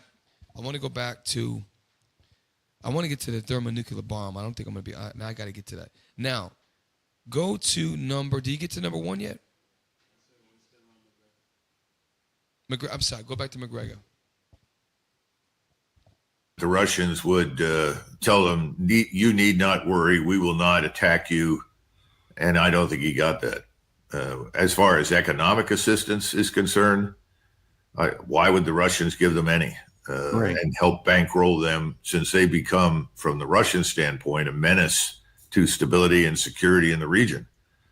We're financing Israel right now and keeping its society and economy afloat. But I don't think the Russians have any interest in that. Bottom line is, I don't think he got much. Do we know, Colonel, if Russia and Iran signed a mutual defense pact?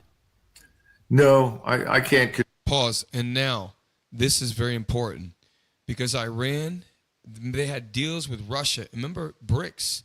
Remember, Iran is now in BRICS. So they have a political and an economical bond now. And if you disturb Iran, which is a nuclear power, and it's got a lot of commerce that it does with Russia and China, and they're doing railways and all type of things that was going to go down to the Indian Ocean. You do all these things, Russia is not having it. So that's why Russia is going to be pulled into a war with Israel. Maybe not directly, it's going to be indirectly. And so you got the former military colonel saying this is going to happen. And everybody in Washington, and with a Democrat or Republican, all are like Netanyahu and Israel can do no wrong. But the Lord is blind. The Lord is either A, blinding them, or B, they can see and they just keep moving forward. It's a hard heart. And I'm telling you right now, bro, like guys like this, McGregor sees that the Lord's allowing him to see it. And some of these analysts see it, and they know that their kingdom's coming down. It's coming down soon, you know?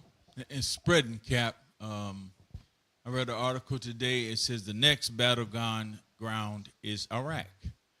So it's going from one nation to another. It mentioned that Poland had activated a missile defense shield, what they call the shield. But Russia says, no, those are not shields. Those are missiles that they can activate and put warheads at. So Poland's starting to pull in. So they can't back out. It's going forward. It's escalating, constantly escalating. That's where they're headed. And that's why the whole thing with Ukraine is what the objective for Russia is that Ukraine never joins NATO and that Ukraine must demilitarize and have no affiliations with the West, a.k.a. NATO. And guess what? As much as Trump talks about, I want to get out of NATO, it's not going to happen. So look, great point. Let's forget about. I got to drop McGregor. We're running out of time. I want to pull up the article for Syria, showing you that today the Israeli who are Caucasian Jewish men, they are bombing the hell out of the Syrians to their east, which is their neighbor. They share a border. Okay, remember they had to fly the mission over Syrian airspace to attack Iran. Remember they had to attack like 2 weeks ago. Correct. So we're showing you these things are going on right now. Israel has beef with every Arab country with the exception of probably Saudi Arabia, because Saudi Arabia is in the bed economically with the U.S. Okay, and play. Ahmed is a mother of 6 who lives in a makeshift tent in Deir el-Balah. She and her family were forcibly displaced from Jabalia in northern Gaza. For them, even one meal is a luxury. I mainly depend on the aid center to feed my children, but now there's no aid getting into Gaza. I tend to use... That's all I wanted. What the hell do you think, if we can watch this, you don't think the Arabs in that region are watching their own brothers and sisters suffer? Right. So because I'm Yemenis, I don't feel for, and by the way, I'm not Arab, pro-Arab. I'm just showing you that how are the dragons going to remember their nature? If I'm in Yemen and I'm sitting back, or I'm in Oman, or I'm in Dubai, United Arab Emirates, or I'm in Egypt, and I'm watching them kill my Arab brothers and sisters, right? What is going through their mind? This is, oh man, it's 43, almost 44,000. This woman is struggling now. Go to another article I gave to you. They are literally, Israel has stopped an agency that's almost 60 years old from helping Palestinians. Yes, the UNR, this is perfect timing. Thank you, tech team. So she said she was getting one meal a day, and that even would stop if these agencies that are set up to relieve Palestinian refugees, they're refugees in their own country. It's just sick. It is genocide. So read that, please. Entire generation in Gaza would lose education if UNRWA collapses, UN says. UNRWA chief warns new Israeli law threatens education. Hold up. Scroll back. I want to see what that acronym means. It should be United Nations Relief. What does it say? Okay. The United Nations Relief and Works Agency. So, in that agency, forget about the top. Go down to, because we're running out of time. Let me just read it real quick. An entire generation of Palestinians in the Gaza Strip would be denied the right of education if the United Nations Relief and Works Agency for Palestinian Refugees. That's the whole name of the. That's set up just to relieve Palestinians. And it didn't start it last year. They started this decades ago. Why? Because they've always been oppressed by these Israelis. Always. Collapses in the enclave under new Israeli legislation. The head of the agency has won. Watch this. The Israeli parliament, that's like our House of Representatives, right? The Israeli parliament last week adopted 2 new controversial bills. Bills are laws. Banning the UNRWA from operating on Israeli territory. Meaning they are literally trying to destroy, the children can't have education. Now, by the way, listen, the Arabs enslaved us, the Israelites. Right. I'm speaking facts. There's no emotion. They're going in chains just like Esau. Right. However, the reality is that right now on the earth, nobody's being murdered genocidally like the Palestinians. So this is how evil this Edomite is. They're making laws to stop relief agencies from helping the people that their military is destroying. They got refugees that can't even eat 1 meal a day. They've got children not going to school right now, by the way. And they're trying to ban the agency so they get no relief. They're going to try to destroy, remember Star Wars? They wanted to kill all of the good guys. They're trying to kill everybody. Why? It goes back to this. When you look at the Sinai Peninsula, right now the Suez Canal goes through what country? Egypt.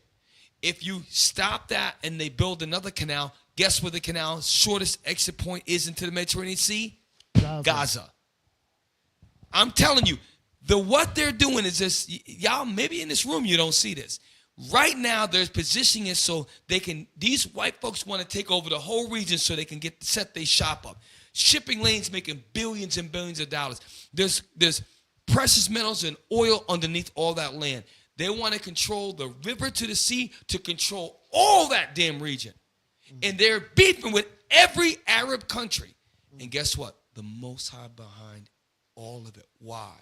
Because the U.S., whether they like it, they're going to have to rise up because God said so. The least of the flock causing all this problem, doing all this stuff. Most High going to say, okay, big brother, I got your back. We wrote all these laws. And then what's going to happen is they're going to come over here and you're going to see this pop off. They are decimating people. I know we know this in this room, but when you really look at this, the way they're doing stuff, they're being allowed. This is how Esau is so divided in his house.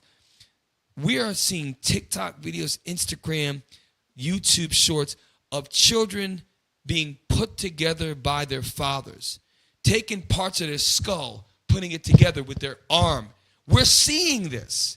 And none of these devils is stopping one another. You got Irish people in the Irish parliament. You're terrible, terrible. They're talking all that, and they're condemning it, and you got people all over the world who protest. Nobody's doing nothing about it. These French, these German, these other white folks could bomb the crap out of Israel. God is holding everything back. This is crazy. In 2024, almost 50,000 men, women, and children have been murdered. They're stopping relief aid from an agency that's set up by the United Nations. Right. This is the counsel of God. There's nothing anybody can do. This is the point. This is why you know it's biblical. I hope y'all see this. Anyways, now, is that it? All right, we got it. Listen, tell you what we got to do. I want to show you the one clip of the nuclear bombs. And then get me one scripture. Get me Psalms 91. What would make this future, number 12, but get Psalms 91. What would make you need this type of protection? What we're about to read. And by the way, we're going to use this video for the next 10 shows. Shout out to Officer Yohanan out of Baton Rouge. Thank you for staying with us. It's a little bit fast tonight. Start off slow. Got to pick it up a little bit. Read. This is the book of Psalms, chapter 91 and verse 4. He shall cover thee with his feathers. What is that talking about? Is that an actual bird? He shall cover thee with his feathers. Making reference to protective wings. Read on. And under his wings shalt thou trust. His truth shall be thy shield and buckler. That's proven. The way you get protected is through the truth, meaning keeping the commandments. Ephesians chapter 6, read on. Thou shalt not be afraid for the terror by night. What is the terror by night? What can make people of a whole land be afraid? It's got to be something pretty powerful. Read on. Nor for the arrow that flies by day. There was a movie, I forget the name of the actor, called Broken Arrow. John Travolta. Thank you. John Travolta. And there's been many references to an arrow. You trying to tell me that, remember, parts of this, you got to understand something. In the earth, there's always night somewhere. So how, and this great event is going to affect the whole earth. So people at night are going to be afraid. So you're trying to tell me, okay, I can understand one arrow shooting through 4 people. That would be impressive if one arrow shot through 4 people. Damn. So all over the earth, even at night, people are going to be very afraid.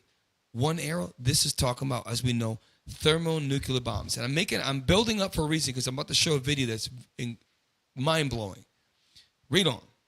Nor for the pestilence that walketh in darkness, nor the destruction that wasteth at noonday. Wait a minute. He just said it would make them afraid at night.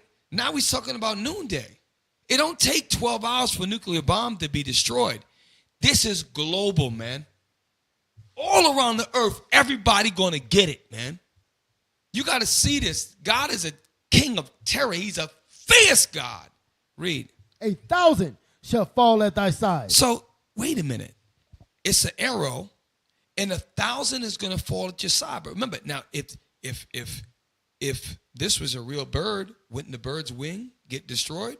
So we know it's talking about the protection of the Most High God. How do we know that? We read about it in Daniel chapter 3. They made a fire. Remember, the fire that you do, that you melt gold in, is thousands of degrees, right? Nuclear fire is going to be similar, probably hotter than that.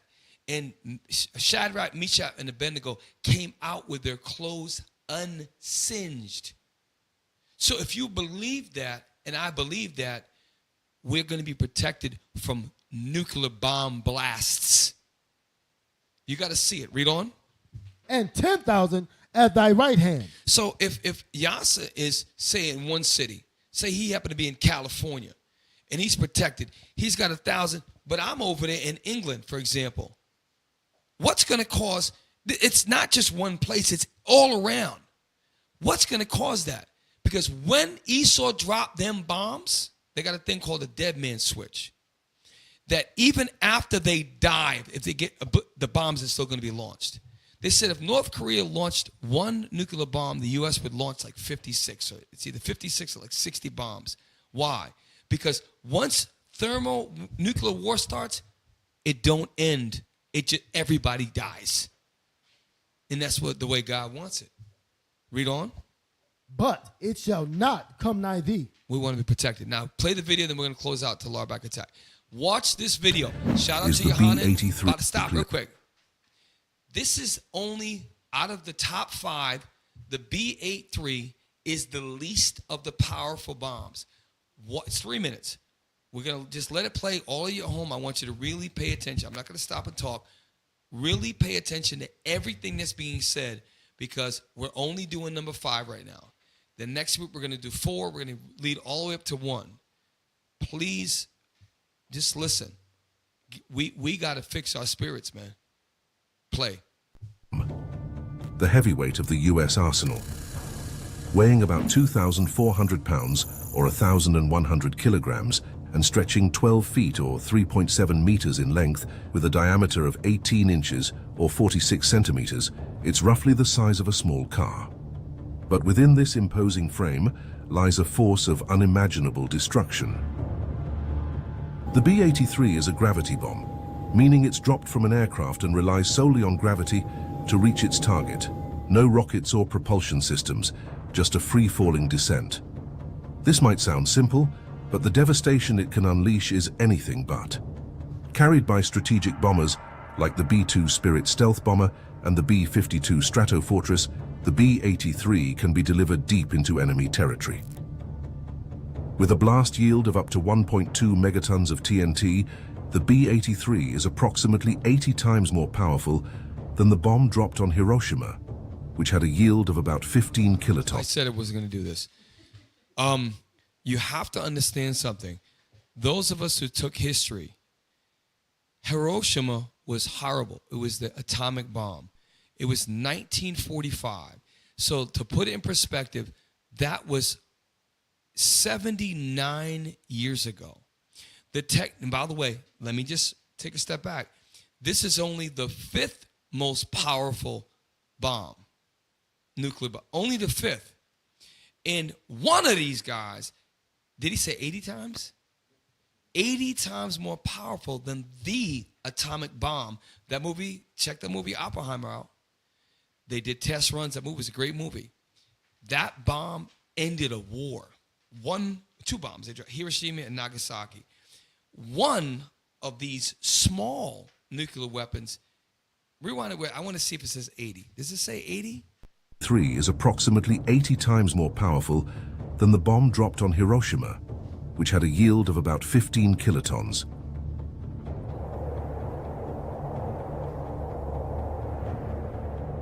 To put that into perspective, imagine the explosive energy.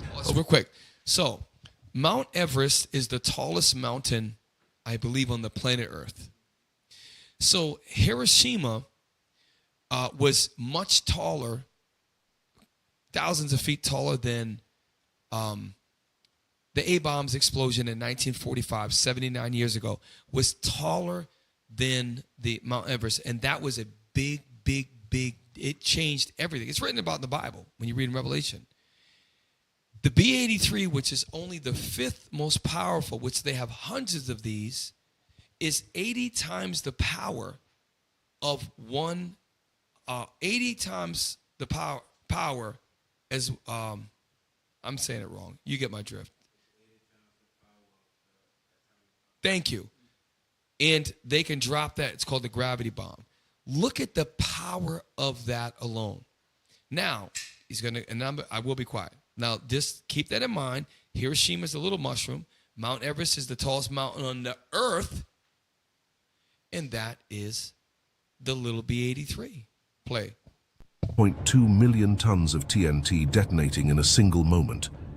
But the B-83 isn't just about raw power. It's designed to penetrate underground bunkers, burrowing into the earth before detonating. As for how many of these weapons exist, while exact numbers are classified, experts estimate that there are about 650 B-83s, and it is thought there are about 200 B-83 bombs in active service. This number has decreased over the years due to arms reduction treaties and modernization efforts. In fact, there are plans to retire the B-83 altogether in favor of more advanced, lower-yield nuclear weapons. To grasp the true magnitude of the B-83's destructive power, imagine a single one detonated as an airburst over Beijing, China. The immediate fireball would engulf an area over 4 square kilometers or 1.5 square miles, vaporizing everything within its radius. Buildings would collapse within a 7.5 kilometer or 4.6 mile radius due to the intense blast pressure, flattening much of the city center. Windows would shatter up to 21 kilometers or 13 miles away, sending glass shards flying and causing injuries even in distant neighborhoods. The thermal radiation would cause third-degree burns to anyone within 13 kilometers or 8 miles, covering an area of over 500 square kilometers or over 200 square miles. In terms of human cost, such a detonation could result in an estimated 1.5 million immediate fatalities and over 3 million injuries. Stop right there. That was the point. Next week, we're going to show you the number 4 bomb. That is the 5th most powerful. That's a gravity drop bomb. It will kill 1.5 million people, and it said seriously injure and maim 3 million more. It has the capacity to level up to 4.5, killing 1.5, maiming over 3 million. And that's one of them. And that's the 5th most powerful. And they got hundreds of them, showing you that the war is going to happen. And wait till you see what we're going to show you next. It's this is a very good video. I want you to let us play this out. So look, Israel, thank you for tuning in. We're going to transition. Why are we talked about Donald Trump. We talked about how Israel is bombing everybody. They're still oppressing the Arabs in the area. Why is it important for you in Chicago and Detroit and Cincinnati and Miami? Because we are the Israelites, and all of this is being done, the Trump presidency, all of that's being done so we can be delivered. And if you believe that, we have to act like it. And I'm sick, he's sick, you're sick at home. What we have to help us is the law, statutes, and commandments in the faith of Christ. So, y'all, we got to work together. Time is running out. So with that, stick around for the Lard back attack. Shalom. Yeah. You can tell by my gait that I'm all in. You can tell by my faith that I'm all in. Front line with the truth, I'ma fall in. Even if it's a dead end, going all in. You can tell by the things I'm involved in. I can lose it all for my calling. If I die for the truth, it's a win-win. And going to the end, going all in. Going all in. Yeah. You can tell by my gait that I'm all in. You can tell by my faith that I'm all in. Front line with the truth, I'ma fall in. Even if it's a dead end, going all in. You can tell by the... Shalom, Most High in Christ, bless. I'm Captain Shem, Lard back attack. Shout out to all you reds and yellows. You make me sick. It's your fault, not mine. And you're gonna stay a part-time soldier. We go to war and you stay back. The reason is you're too damn fat. You're gonna be a part-time soldier. Yes, I did write that. Thank you. Save your applause, lard asses. Anyways, first video. Talk about the 7 things that can make you more insulin sensitive. Now, what does that mean, insulin sensitive? Well, to understand it, you have to understand the opposite of that, which is insulin resistance. And that's a situation where your cells, the receptor for insulin is blocking insulin. So it's not allowing insulin to go into the cells. So we don't have the function that insulin should have normally. So then the body... This is why I've been screaming it for a very long time. Many of you are insulin resistant. That is basically a precursor for diabetes. Then you get full onset diabetes too, because now your insulin is resistant. We want our insulin to be sensitive. Once you understand your health and losing weight and getting metabolically healthy is based upon insulin, stop eating so many carbohydrates. I can't get over the fact that you people are crazy. If you want to fix your health, you've got to eat less frequently per day and cut the carbs down. Diabetes 2, pre-diabetes, hypersensitivity, high blood pressure, hypertension, thank you, results from problems with your hormones, i.e. insulin is probably arguably the most important hormone. And when you can't get insulin to your cell, you get all type of things like your foot cut off. You ever see people walk around at Walmart? They got big swollen doggone. That's because they're insulin resistant and they have full-blown diabetes and they don't get blood circulation because insulin doesn't get in the cell. Then they get their amputations done. And every one of you, not diabetes 1, every one of you, and I've tried to help. Every one of us that is if you're overweight, if you're skinny fat, like Deacon Asaph said, if you have hypertension, high blood pressure, same thing. If you have any type of issues, you can fix most of them. And I literally make people squirm in their chairs because he keeps saying the same thing, and I'm not going to stop. If you want to fix your health, you have to eat less frequently and cut out the carbs. Sugar is a carb. It's the sugar that's killing you, eating it frequently. Your body can't handle it. Let's think 150 years ago. Where did we get our sugars from? Berries, maybe honey from a beehive. If the town or your family made some molasses, none of this existed back in the day. These are new diseases. Why? Your bodies were never designed to eat 3, 5, 8 times. A snack is a damn meal. And all this sugar, your body doesn't know how to handle it. That's why it tries to produce.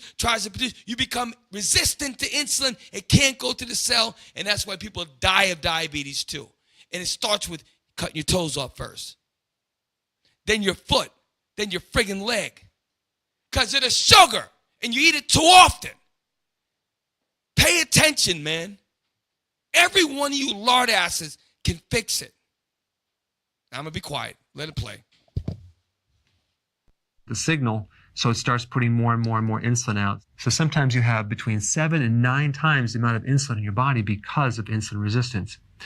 And insulin is very, very important, not just in regulating blood sugars, but also in helping you absorb nutrients and keeping insulin at a normal level. So like I said before, the more insulin resistance you have, the more insulin you're going to have, the more problems you're going to have. You're going to gain weight. In the presence of insulin, you can't lose weight, and your body's going to be storing and converting carbs into fat. So what we want to do is we want to reverse this and improve insulin resistance by making insulin more sensitive, okay? And these are the things that will help you. Resistance training. Go back to that screen. In interest of time. This is a review. I'm not a doctor, but he is, and he's white. So the first thing, resistance training is a synonym for working out.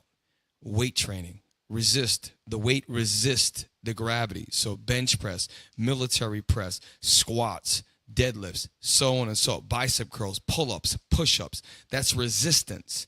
That is very important that you do that. Number 2 is fasting. This is why I tell you, you'd be surprised, and nobody wants to put stuff to the test. Fasting can be a biblical fast with no food, no water for 24 hours. It can also be daily, called intermittent fasting, or like I have these disgusting, horrible fatback lardasses in the Fatback Recovery Fat Lardass chat. They eat 1 meal a day, not for the rest of their life, just so they lose all the blubber. When you fast, guess what? By default, lardasses, and you eat 1 time a day, how many insulin spikes you going to have, lardass? 1. But if you eat the dumb, stupid American, I eat breakfast, lunch, and dinner. Then they created a term called snack. Then they created a term called brunch. You ever heard of the stupid term brunch? And then they have dessert, which comes always after supper.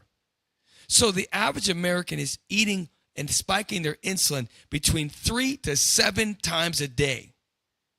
And when you couple that with all the stupid refined sugars and carbs, that's why you have a sick, fat, disgusting society.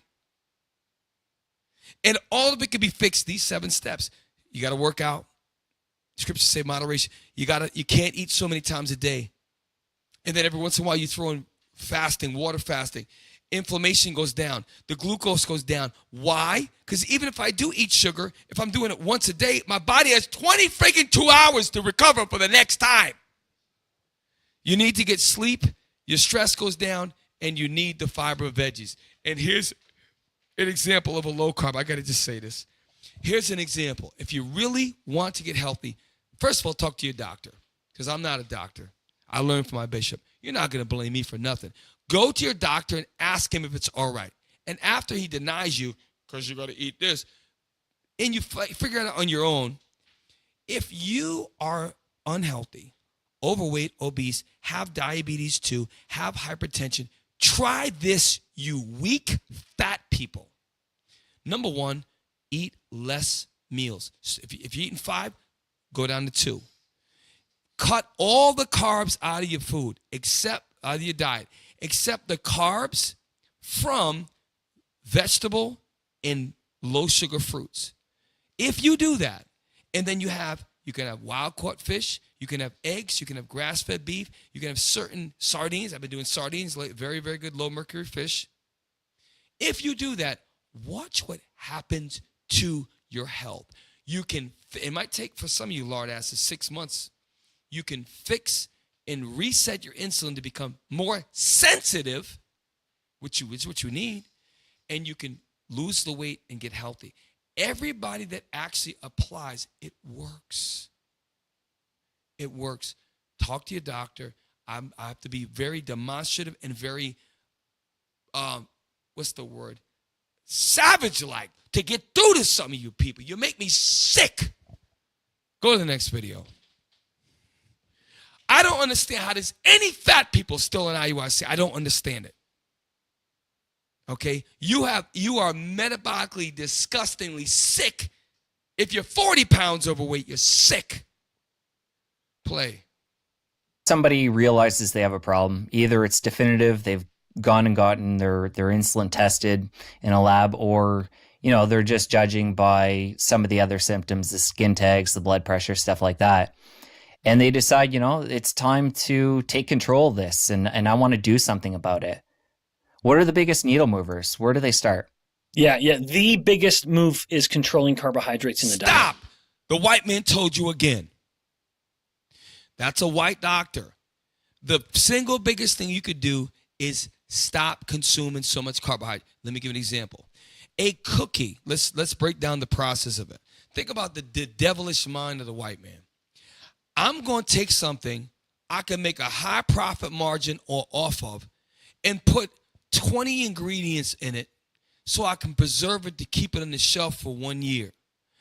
I know by what I did in that lab experiment that I did that it is going to spike people's insulin with high glucose, instant absorption of sugars in your bloodstream.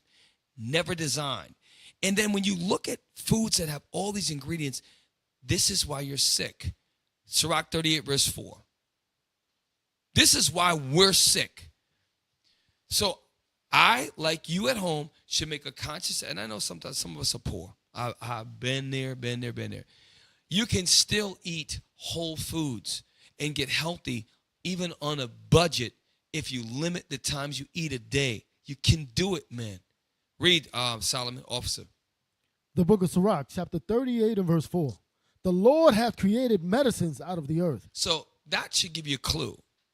If it came from the earth, what is it comprised of? One ingredient.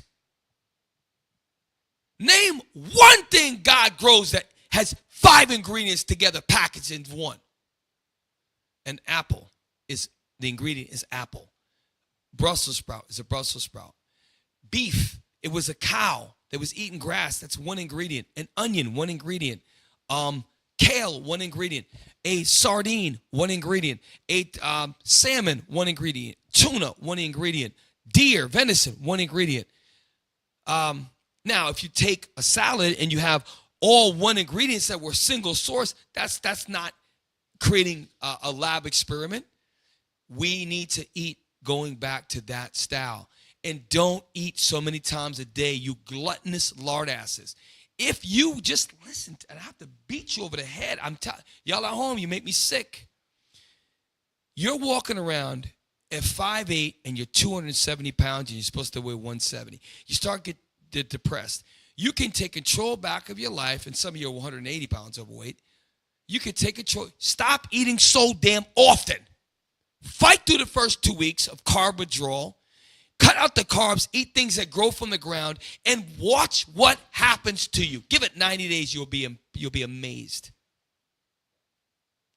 You're sick, man. You trusted your enemy. You trusted his food. His food made you sick, man. You got to fix that. Read it again.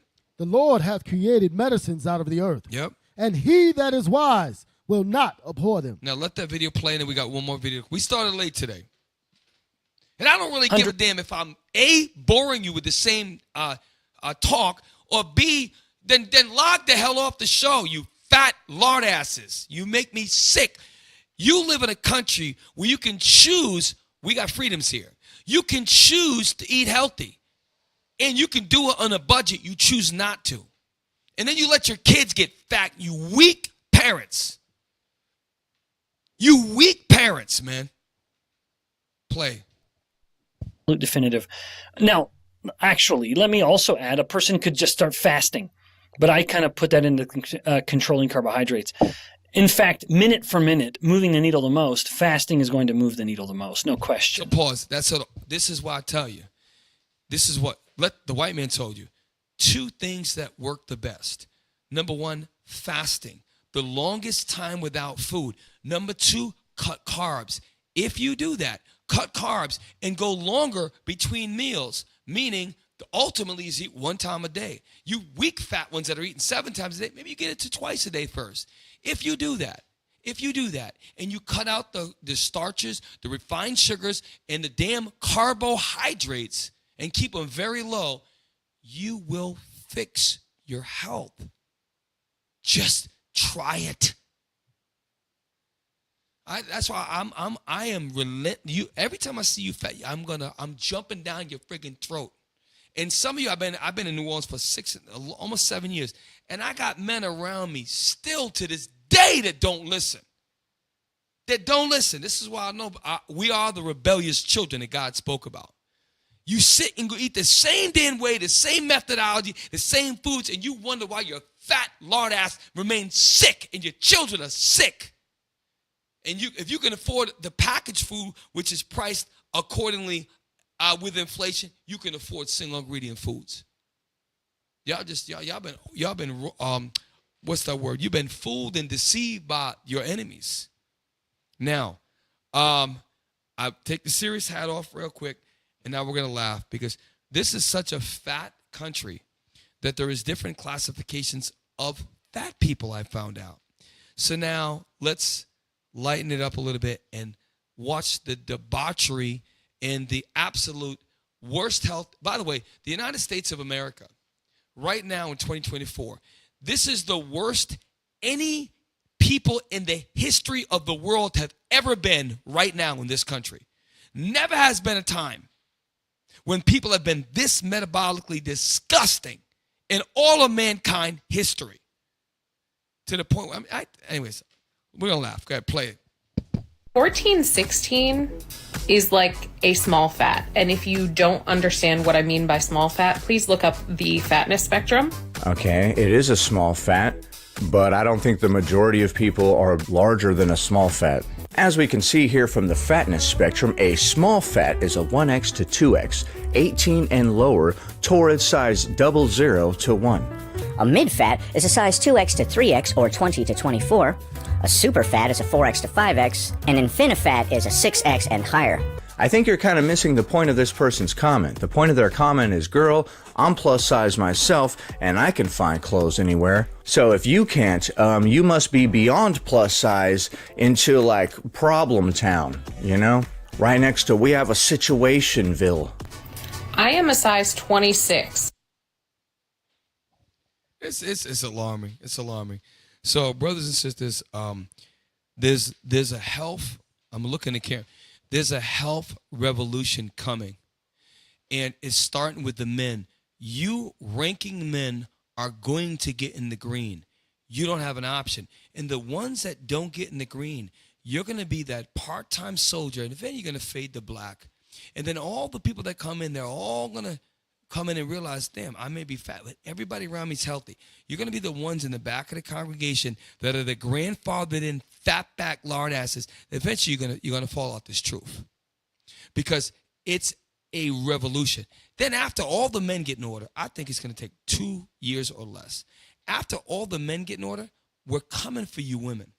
Right now, I can't talk this. I want to talk to you women because the men are out of order. But once we get these brothers in order, you pleasantly plump sisters, you got something coming for you. And we not taking our foot off your neck at that point. So with that, have a nice night. Shalom, Mosai, and Christ bless. Yeah, you can tell by my gait that I'm all in. You can tell by my faith that I'm all in. Front line with the truth, I'ma fall in. Even if it's a dead end, going all in. You can tell by the things I'm involved in. Can lose it all for my calling. If I die for the truth, it's a win-win. Hey, Shalom, Israel. If you like the radio show Precept Upon Precept, make sure you give alms, all right? Give alms to your local school. Drop an envelope in the alms box or via PayPal, IUIC.NewOrleans@IsraelUnite.org. And make sure you give to the Booster Club at IUIC.fundraising at israelunite.org.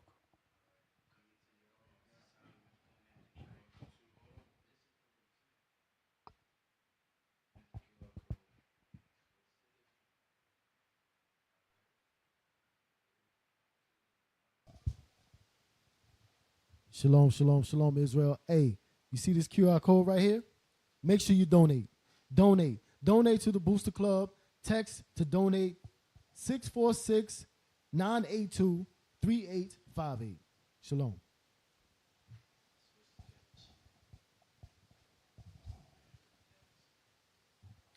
Hey, thank you, Israel, for sticking around with us as I just terrorized the whole room and everybody online. But at the end of the day, we mean well. We want Israel to get healthy. We also want to bring the news to you that's not always pleasant to hear about. It is considered doom and gloom because these are the end days prophecy. There's wars everywhere. There's problems everywhere. And our people have their minds on the ways of this world and how they can be pleased in Babylon. So, look, stay tuned next week, okay? We're going to have, there's going to be a lot more updates. Watch the news. Watch all the appointees that Trump's appointing. Watch all the industries and people that are stepping down, deleting emails, leaving the country. Things are changing in Babylon. That's why the name of the show was Trump Cleans Babylon's House, but World War III cannot be stopped. So with that, we are your host. I'm Captain Shem. Officer Yasser. Officer Thomas. Officer Solomon. And with that, brothers and sisters, we say shalom. Shalom. There's a special place that I like to go when nobody's home to increase my understanding. My daily bread, that amazing. I'm talking about precepts. Precept on precept, line upon line, Precept on precept, line upon line, babe. I can't keep explaining, can't study for